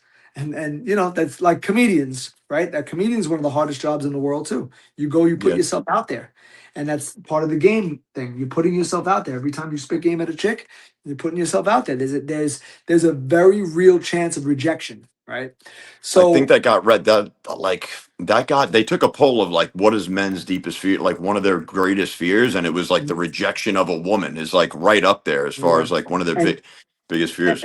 and me, I don't give a fuck. And part of it is because and it's because of that, my confidence level, and for me to perform and do whatever I'm fucking doing. I don't care if you don't like my joke. I don't care if you don't like my smile. I don't care because I like it. I don't give a fuck. Whatever I Dude, said think made about you it. laugh. If it's one of our greatest fears, like that, just imagine the reward of it. The reward is super high. That's why I like, dude. Right. I'll always be doing this stuff. It's if the ability to do it and generate it out of the thin air. Like, no way can online dating replicate that feeling. The As ability you to can just go see, in there and do it. Yeah, you we can't like do it. talking to people. We're right now we're doing the podcast because we're good at talking to people and shooting the shit. So I like Exactly. breaking balls. I like talking to people, picking people's brains, whatever, like fucking with people. I like it. So like Dude, it's not it's even in not the same lane, and that's the sad part is that it may end to the same result. Like a lot of these guys will come to me and they'll have a high body count, but mhm, they never it doesn't translate in real life like at all. That's what's right. crazy. That these Mhm. young men now they don't it they didn't exist 10 years ago, 10, 15 years ago. If you had 100 body count, most likely that you had some good social skills, some swag, some confidence, Right. but these Yeah. guys could be hermits and they're just doing shit, having girls, setting up dates with your swiping. And Right. Yeah. that's That's that's and crazy. it's becoming very impersonal, right? So like dating with that swiping left or swiping right. That's the most like impersonal thing and most superficial thing that you can do.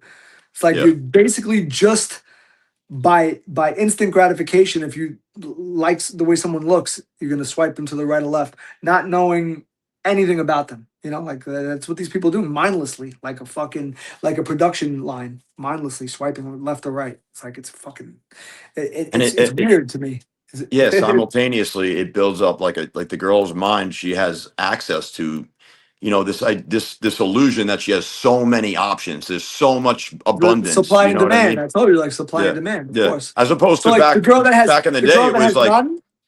Right, the girl that has no swipes, right? Or I don't know, whatever it is, swipe right is the good. So if you a girl that has zero swipes and nothing in her inbox or whatever, and then the day she gets something in her inbox, that's the supply was so low that now you're in demand because you were the one that hollered at that chick. Like so now you're basically gonna get play now. So look how it is for the man's perspective. It's so fucked up because there's a million of them hollering at the same girl. So what makes yeah. you different? You It's know. fucked the whole market. It really has fucked the whole market up because like So that's why back when it's our gonna. parents or even like our competition was just kind of like localized. It was more like the local guys, and that was our now our competition is like legitimately globalized. They have And this access is to all part of these the different. reason why marriages and relationships are all failing because Yeah, then everything just becomes Tinder, like one night stands, or like if you could pull that chick right there and then. So there's no connection. So it's like if you're not getting in the room with somebody and going on dates and actually getting to know each other on some like vibing, then you're not building. There's no foundation for your relationship. You're not building shit. it's just based on looks It's and looks based fade, on like you said, it's based on or your stature or resume. bullshit, or like you said, bullshit. It's built on whatever the guy's bullshitting to get to get down with the chick. Dude, there's guys in our in the industry I'm in that are really promoting like AI photos to basically fake your life. It's fucking Crazy. crazy. Isn't Like that crazy that fake it till you. that There's that fake the it till you make it. authorities so the authorities in my space are promoting AI photos. Like so they're telling you to be fake. They, they do the same I thought shit this with whole thing was music. about being real, building It's up the same confidence thing and with being real. music. It's the same thing Yeah. with music. A Yeah. music video with all these rented fucking chains and cars and bitches and whatever, and to make the fans believe or make the people that are watching the video believe that you're the man and that all these people are down with you, and even fake crew members and all this extras. They're Right. hiring extras. So it's like, and then fabricating numbers too, like buying YouTube fucking views. Like, It's oh yeah, fucking crazy. look at my channel. I got 800,000 subscribers. Yeah, you bought half of them. So Yeah. I don't know. Like it's fucking it's nonsense to me. I get messages every day. Grow your Instagram. Get like pay me to promote your Insta. Get the fuck out of here. I have fans, and Right. if a fan finds me organically, they're gonna stay my fan because one it's like getting in the room with a chick. How do you get in the room and how do you get that time with her to shoot your shit? If I can get you to listen to a Mr. Hyde record or song, most likely, if you're a dope person, you're gonna like it and you're gonna become a fan. Like if I can get in your ear, somebody puts you on, and a lot of times with dates, how do you get put on? Oh, come meet my friend. I'm gonna hook you up. Let's double date. I got my cousin. Bring your cousin. That type of shit. You get put on. So I put that. It was funny because I put up that little like Wayne Gretzky quote or whatever. He's like, "You miss 100% of the shots you don't take." That's a cool quote. I like that yeah, quote, man. yeah. It's true. Yeah, I, It's I true. agree. I agree. And if I didn't put myself out there, I would have never met Necro, and I wouldn't have the friendship and the music, relationship that we have all these years, and Yeah. PLR and the fan base, and like all that stuff. Basically, like me being an outgoing person gets you in the room, it gets you in that vicinity, and I will tell you that's part of like what maybe my issue is now. We're never really growing my brand to the point that it should be at. Is the dynamic of being a little comfortable, and not wanting to expand as much or putting the work in to expand more, because it's like, yeah, I got my fans, I got my catalog, I got my thing going for me. But if I was out there every day shooting content and footage and new videos and running around the streets every day outside, like they call it outside, being outside, right? Right.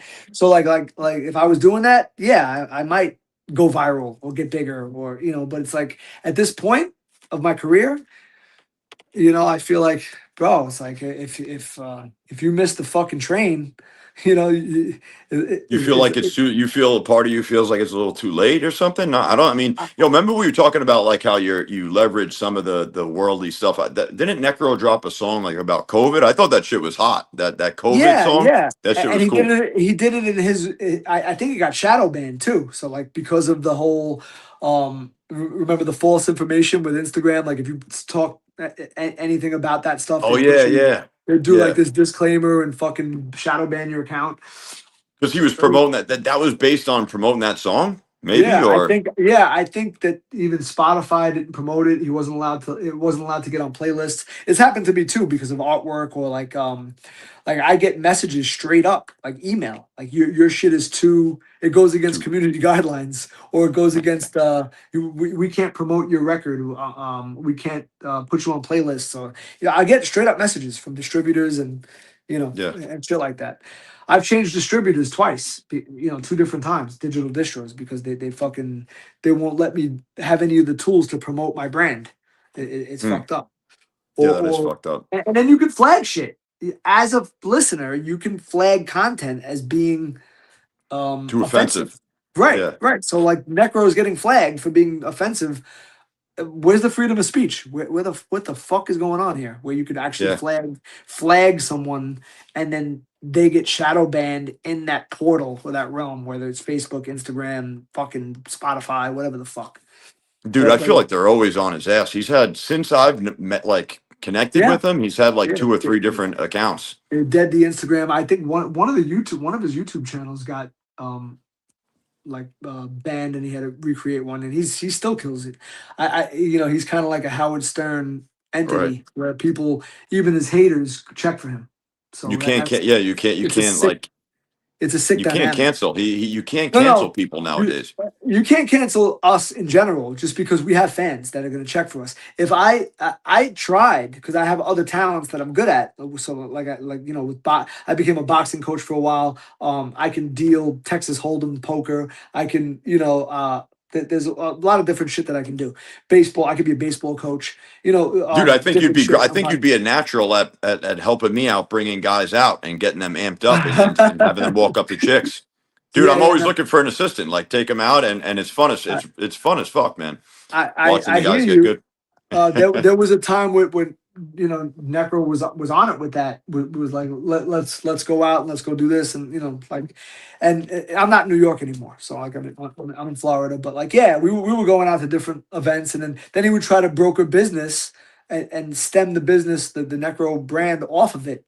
And he's an amazing businessman, and that was like at some point you got to make it work for your brand as well, and bring it together, scratch each other's back, so to That's speak, or true. whatever.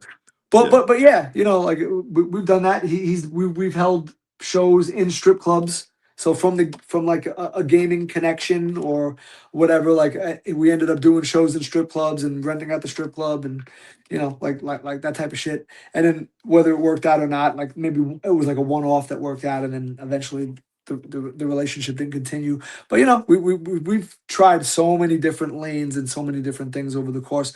But yeah, I like people um, who like that you need to take risks. Like it's Necro yeah, just yeah, seems yeah, like he yeah, takes a lot of risks. You know what I mean? yeah. But with He's willing the to. You music got to in be willing itself, to take the risk. choosing the genre that we create, the death rap genre, like that genre, yeah, we're pioneers and all that, and it did influence a whole generation of underground hip hop artists that kind of like that era. But resting on our Seemed like it laurels and influenced that saying, guy David. That David dude. I think it influenced him. He was listening to Dead Body Disposal when remember that? oh, right, That's right, right. crazy. That's That that's dude, fucking crazy. he's gonna do some major time, right? That guy, Yeah. he got caught. So Yeah. so yeah, I mean There's a that's video. the I think listen. Necro or you posted it, right? It was a Yes, video of yes, him that listening that's to. the negative, but that's the negative aspect of shit. We are that what we're doing that. So like the movie Taken, he'll always bring that up, right? Because Right. because he had done the human traffic king, and it's really a movie. It's like we're doing the personification of that character in music form to bug out your imagination, right? So like we're putting you in that realm. The Yeah. minute, like you said, the minute a rapper does it, oh, they're fucked up. That oh, they're promoting, that's what they're promoting now, and they're promoting like human trafficking. No, he's flipping it. He's making a movie. He's the evil character from the Liam Neeson movie, and Right. painting a picture with the goons, and like almost like be weary of this. So I've done fucked up songs where it's like I'm a serial killer, or I did a song Death Sentence, right, where I'm a guy on death row who's killed right about to be electrocuted and put to death. So That's like, fire. well, then I did the song Bums, where I personify myself as what a homeless person would rhyme about if he was a homeless rapper. So like I've Dude, done even that YouTube, I need drugs video, that right. thing is fucking really cool. And it's It's Necro's it's not he according exploitational, to but it's Necro said he documentary wasn't style. like he wasn't a drug addict. He wasn't like Necro said he was never really big into drugs at all. You know what I No, he mean? was he smoked weed, but like Yeah. everybody at some point, besides me, a lot of people, like 90% of people, have at least tried weed. So Yeah. but yeah, now he was a pothead. He was a weed smoker, but then I think it had made him lazy with business. So like he didn't want to just sit around and smoke weed. He wanted to be, get up and go. And I don't think psychological records would have ever got off the ground if he was a fucking just a pothead. Yeah. So it doesn't. Not saying that potheads can't be productive. I'm not saying that at all. It's all relative to how it affects you. So I mean, Yeah. I've heard drugs intensify your personality, and I'm a very intense, fucking outgoing, crazy type of aggressive dude. So I'd rather not even try drugs. Yeah.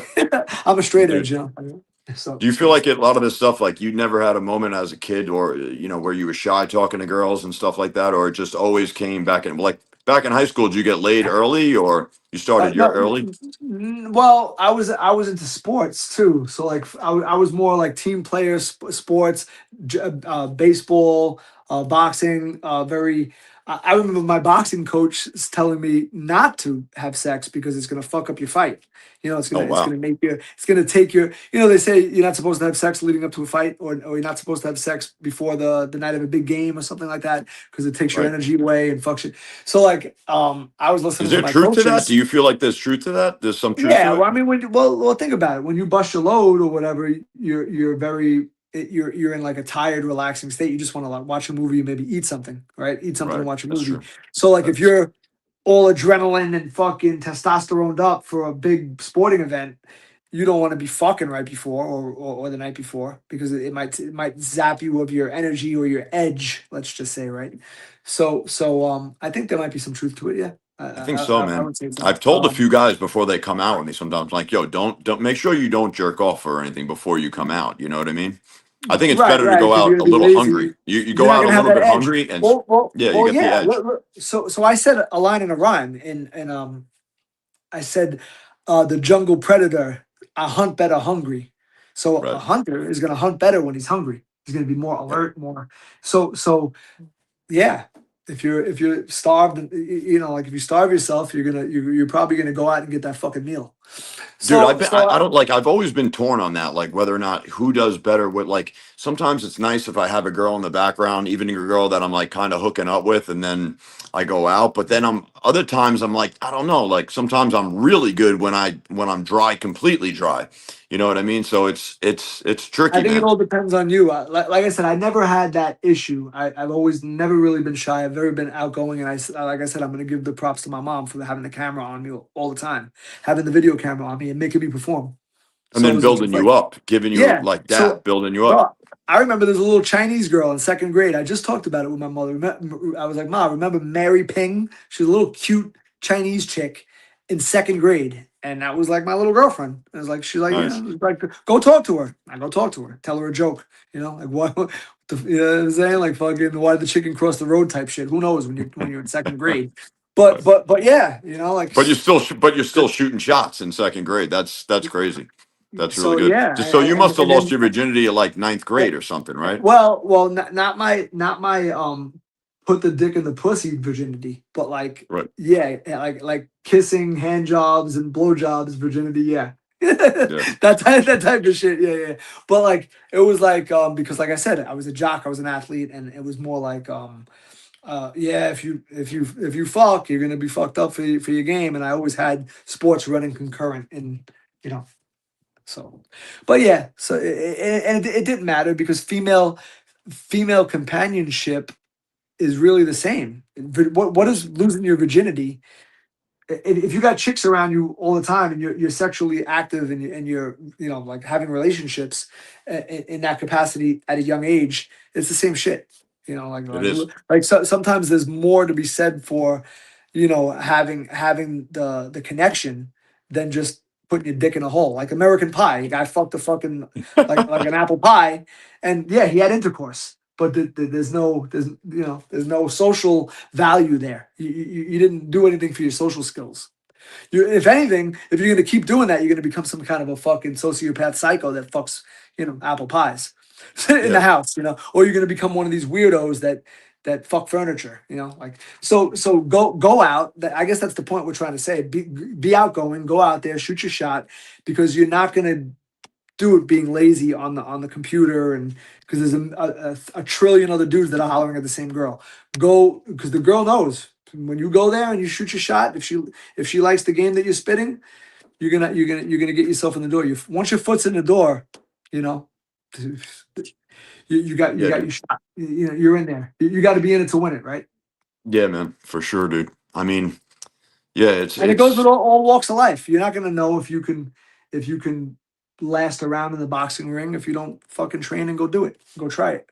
You don't know if you're gonna like bungee jumping. We'll go back. A true comedian will go back to his earlier joke, right? So like you're not gonna know unless you fucking you try And and you put honestly, yourself man, out there. you need the, like these guys need the practice. They need to, you'll never ever know. Like you just To got do to keep what? taking shots. Yeah, To build the confidence. yeah, to Because build it up. number You're and right. that's one So, of the most attractive things for women for a guy is confidence.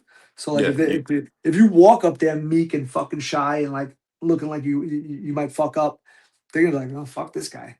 But if you walk over there like you're the man, she is probably gonna demand her attention a little bit more. She's gonna be like, do oh you remember like the who's big this guy? difference? Like you said earlier, like you went from New York to Florida, but like back in the day, New York used to be like the mecca for pickup for like Union Yeah, Square. That's where I started. Like we would go to Union Square, yeah. Washington Square. Washington Dude, it was Square just Park. I was filled just like gonna say, loaded with girls, and malls used to yeah, be yeah, yeah, popping too. Malls used to be yeah. really popping. Yeah. All that, just the strip in general. I remember even in like Bushwick, and you just go down Metropolitan Avenue in Queens.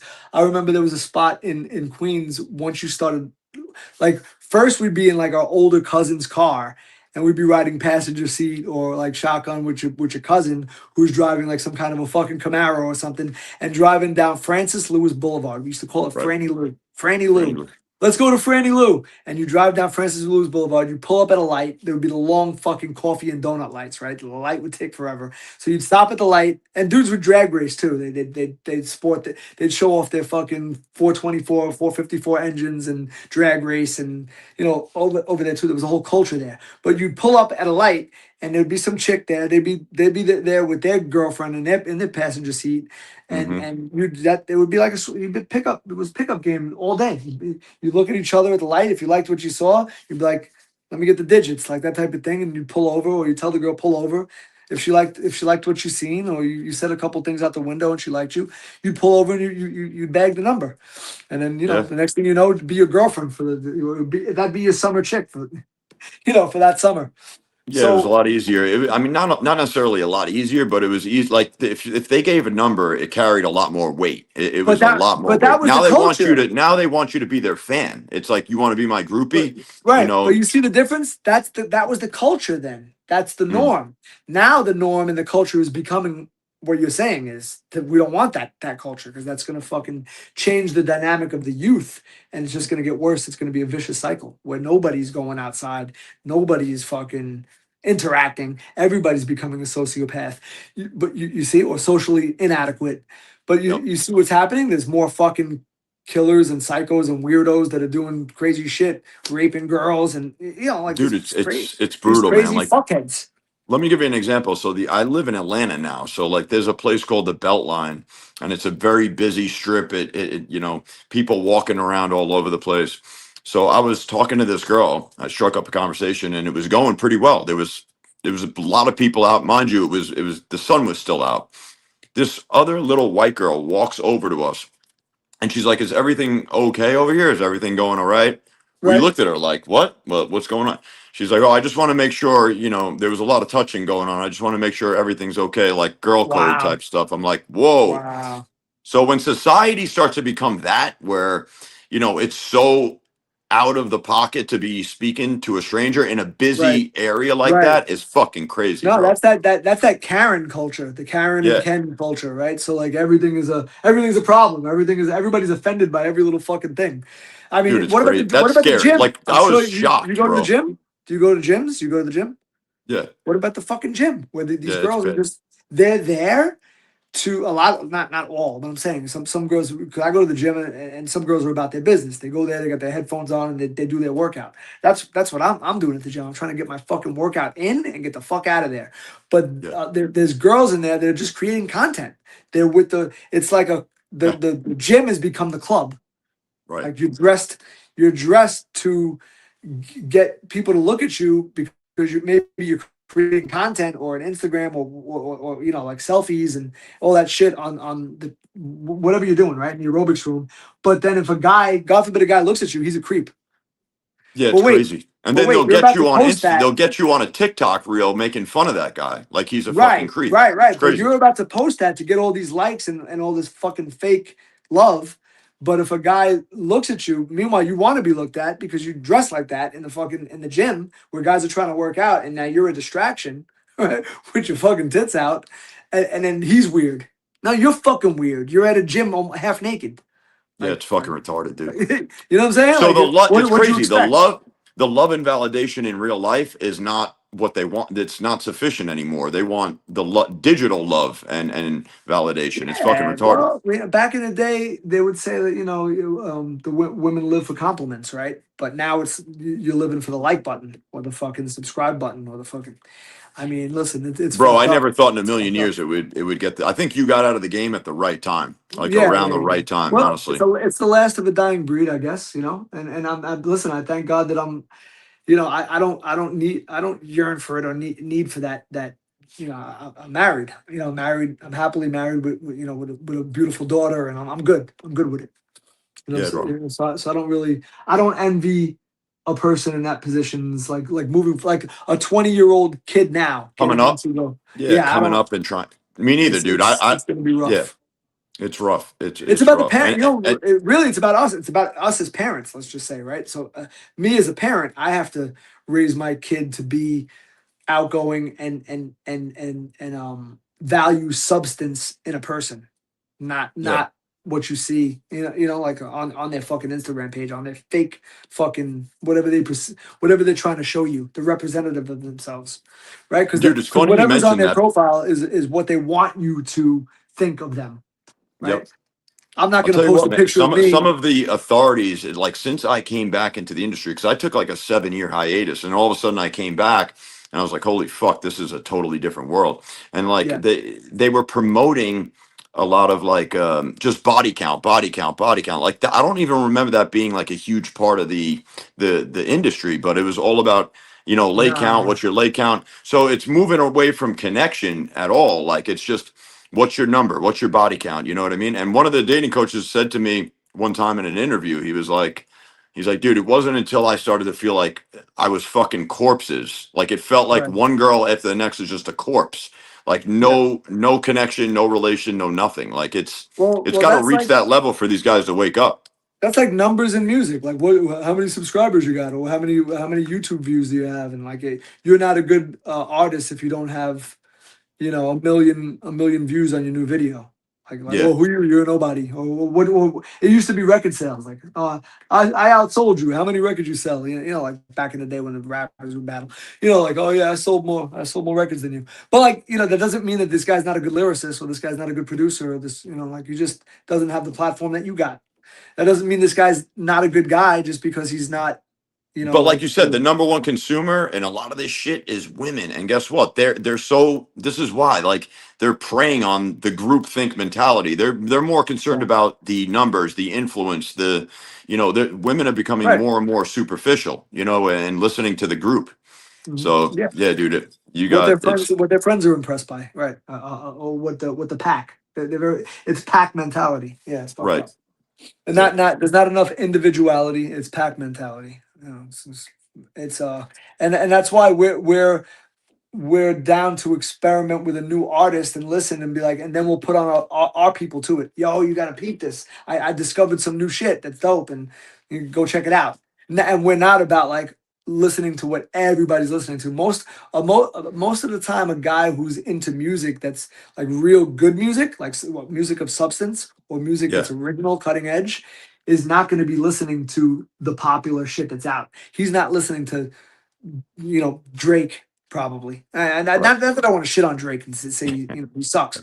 It's not what I listen to. I like more cutting edge, edgy shit that's more raw and more imaginative. Not I Right. don't want so like it's usually it's going to be someone like us who has individuality and knows what they like How big is and the down. PLR crew? Is it a big crew right now? Or is it just you and Necro? How, like the label? We have fam. I mean, shout out to Tone Space, shout out to Lefty, shout out to Drew Wayne, shout out to my boy who's been helping me out with AI and doing videos, Jay Rocco. Shout out to Jay Rocco. I mean, Nice. we got a lot of extended fam, and shout out to my boy Juju. He's PLR. You know, people who PLR. It was like at first it was a label, right? Because it was Psychological Records, and Right.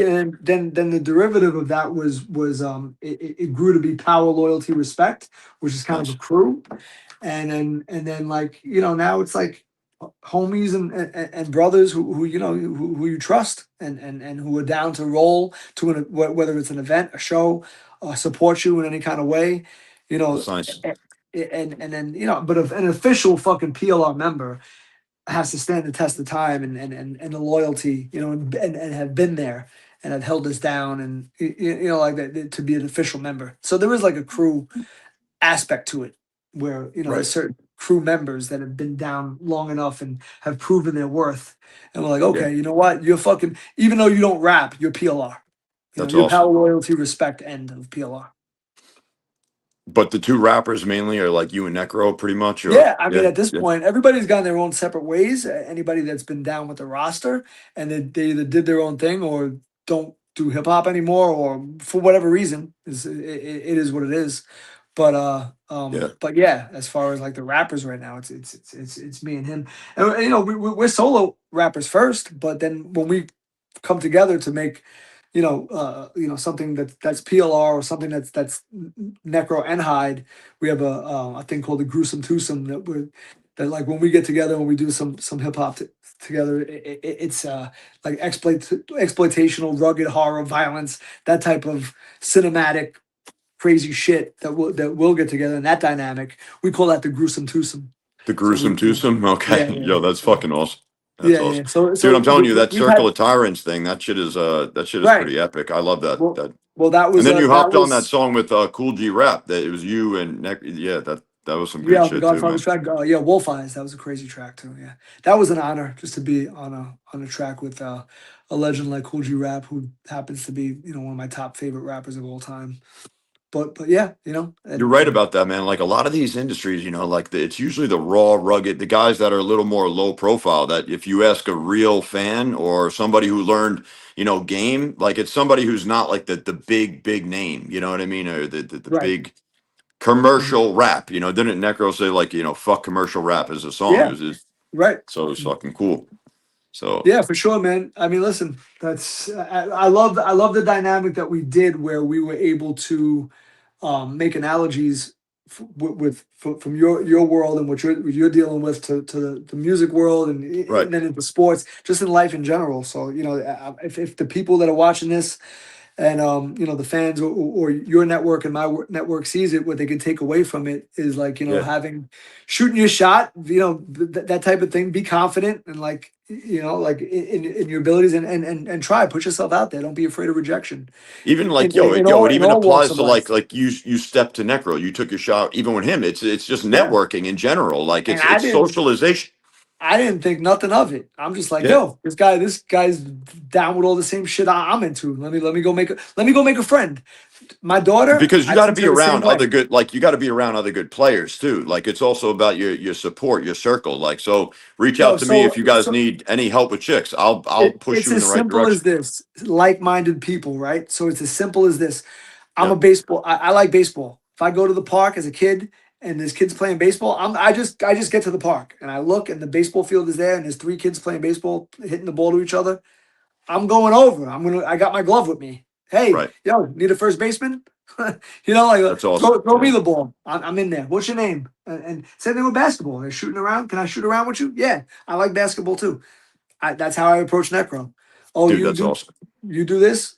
There was not. He'll tell you. He'll be like, Hyde is mad outgoing. He just rolled right up to me like a goon and it was like we knew each other already. Like I was So the talking to him. listeners, listen, you guys He shouldn't be might have been a afraid to little reach. weirded out. He might have been weirded out by me. Like, who's this goon? Like Right. he's running up on me like he knows me. Like just mad outgoing on some like whatever. But You yeah, I guys just like, can't yo, don't be you do afraid to evil reach hip out to hop me, too? guys. Like, Um, yo, if they saw me outside, like 9 out of 10 times, just like you said, you had the love of the game, love of the sport. You'll go hang out right, with these guys. That's how I was before I started making money in this. I didn't even know you could make money in this. I was just going out by myself, solo, meeting people, and right, someone's like, "Oh shit, you know you can make money off this, right?" And I was just like, "All right, like the same, industry sucks." And then bro. I've seen these top coaches sitting there walking around up and down in Miami and not even approaching women. They're not even doing it.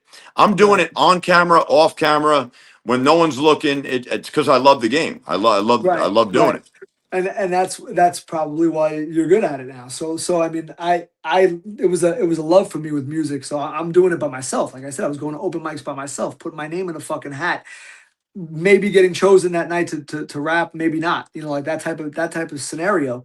And then Right. as a fan, enjoying the other people that and seeing what my competition was and that type of shit. Like you'll see that you'll be out and be like, look at this guy, look how he's dressed, and oh, he's pulling this chick, and that's my kind of like not your but you have like that competitive nature.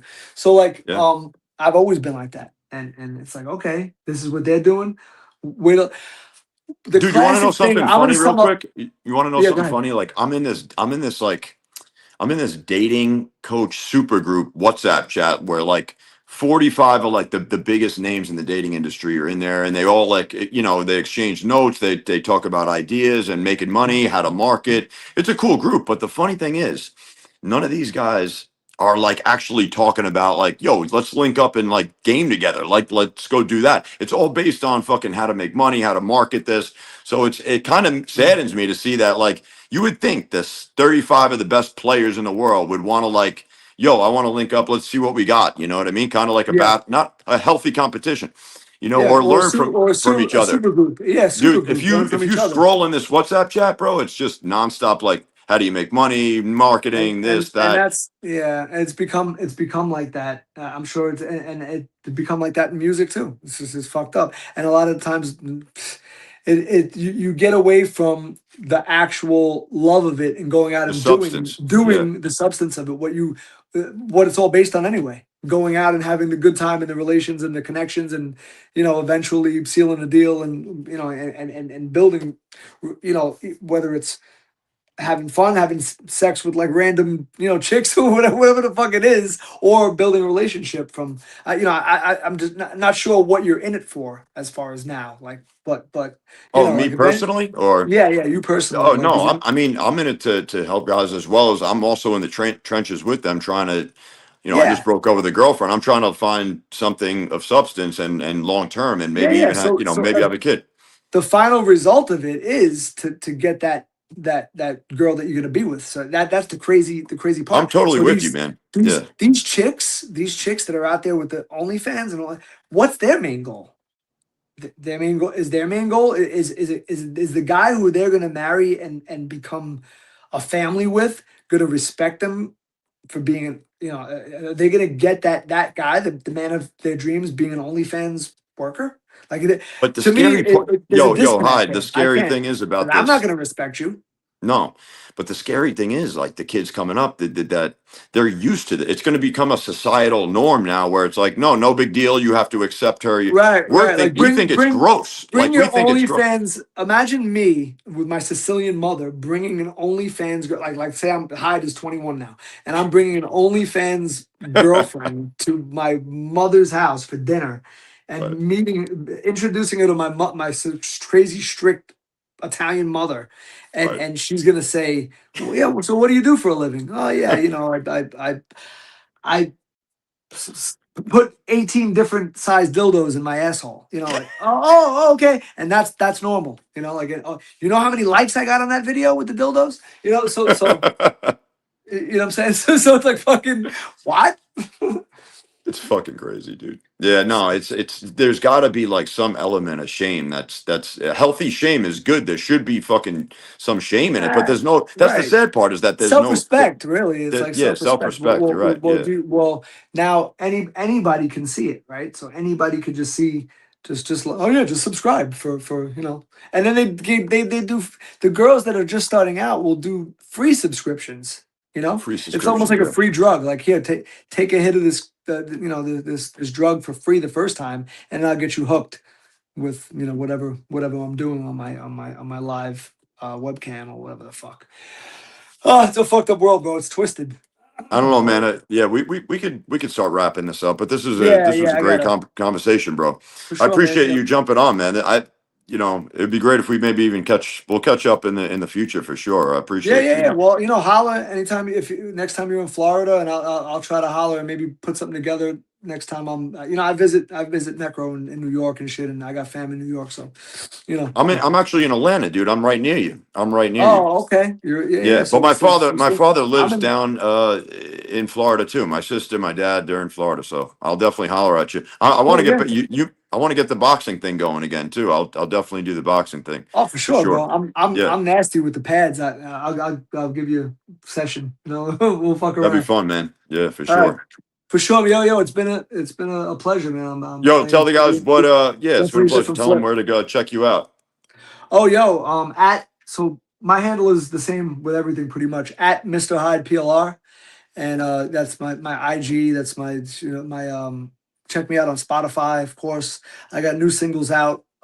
New music is out. New music on the way. But that's basically my handle at Mr. Hyde PLR. I'm Mr. Hyde on like just Mr. dot space Hyde HYDE, and you can check out all my music. If you can't find something that you like about my music, then you're probably a fucking jerk off. You're a closed Yeah, minded jerk off because fucking loose. the beats are incredible, the music is incredible, and I'll bring you into my fucking Mr. Hyde world. So if you're down to check something out that's not the normal shit, and not the shit that's out on the radio, and just expand your mind a little bit, then Mr. Hyde's the place to go.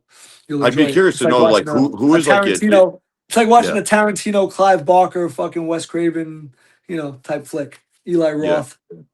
Do you care for any of these new artists now, or you don't even fuck with a lot of the new rappers? Um, you know, we'll leave it at this. Yeah, I kind of try to not be influenced. Like I'm it'll be on my radar. I'll check it out because people put me on, or somebody. I'm I'm out and about. I'm outgoing, so people will put me on to shit. yeah, So and I've obviously heard and seen stuff on YouTube and on Instagram. People send you shit, and you're like, what the fuck is this? right, Um I don't I try not to hate on anybody that has fans. So like if you right, built your brand and you have fans and you're doing your thing, do your thing. I'm not gonna hate on you, but I'm gonna do my thing. So don't hate on me. So I might not relate to it, just like they might not relate to me. So yeah, I'm gonna leave it at most of the shit out nowadays. I don't relate to. I don't have anything in common with, and it's like I'm not gonna go out and play tennis just because tennis is popular. right. I'm gonna do what I like to do. So It's a good yeah, I'm not mentality really to have. It's a I, good mentality. yeah, I'm not really feeling it, and it doesn't really affect me. It doesn't burn me up. It doesn't bother me. I don't. It might puzzle me how like so many people like something that I don't relate to, but that's I guess that's natural. But like Hmm.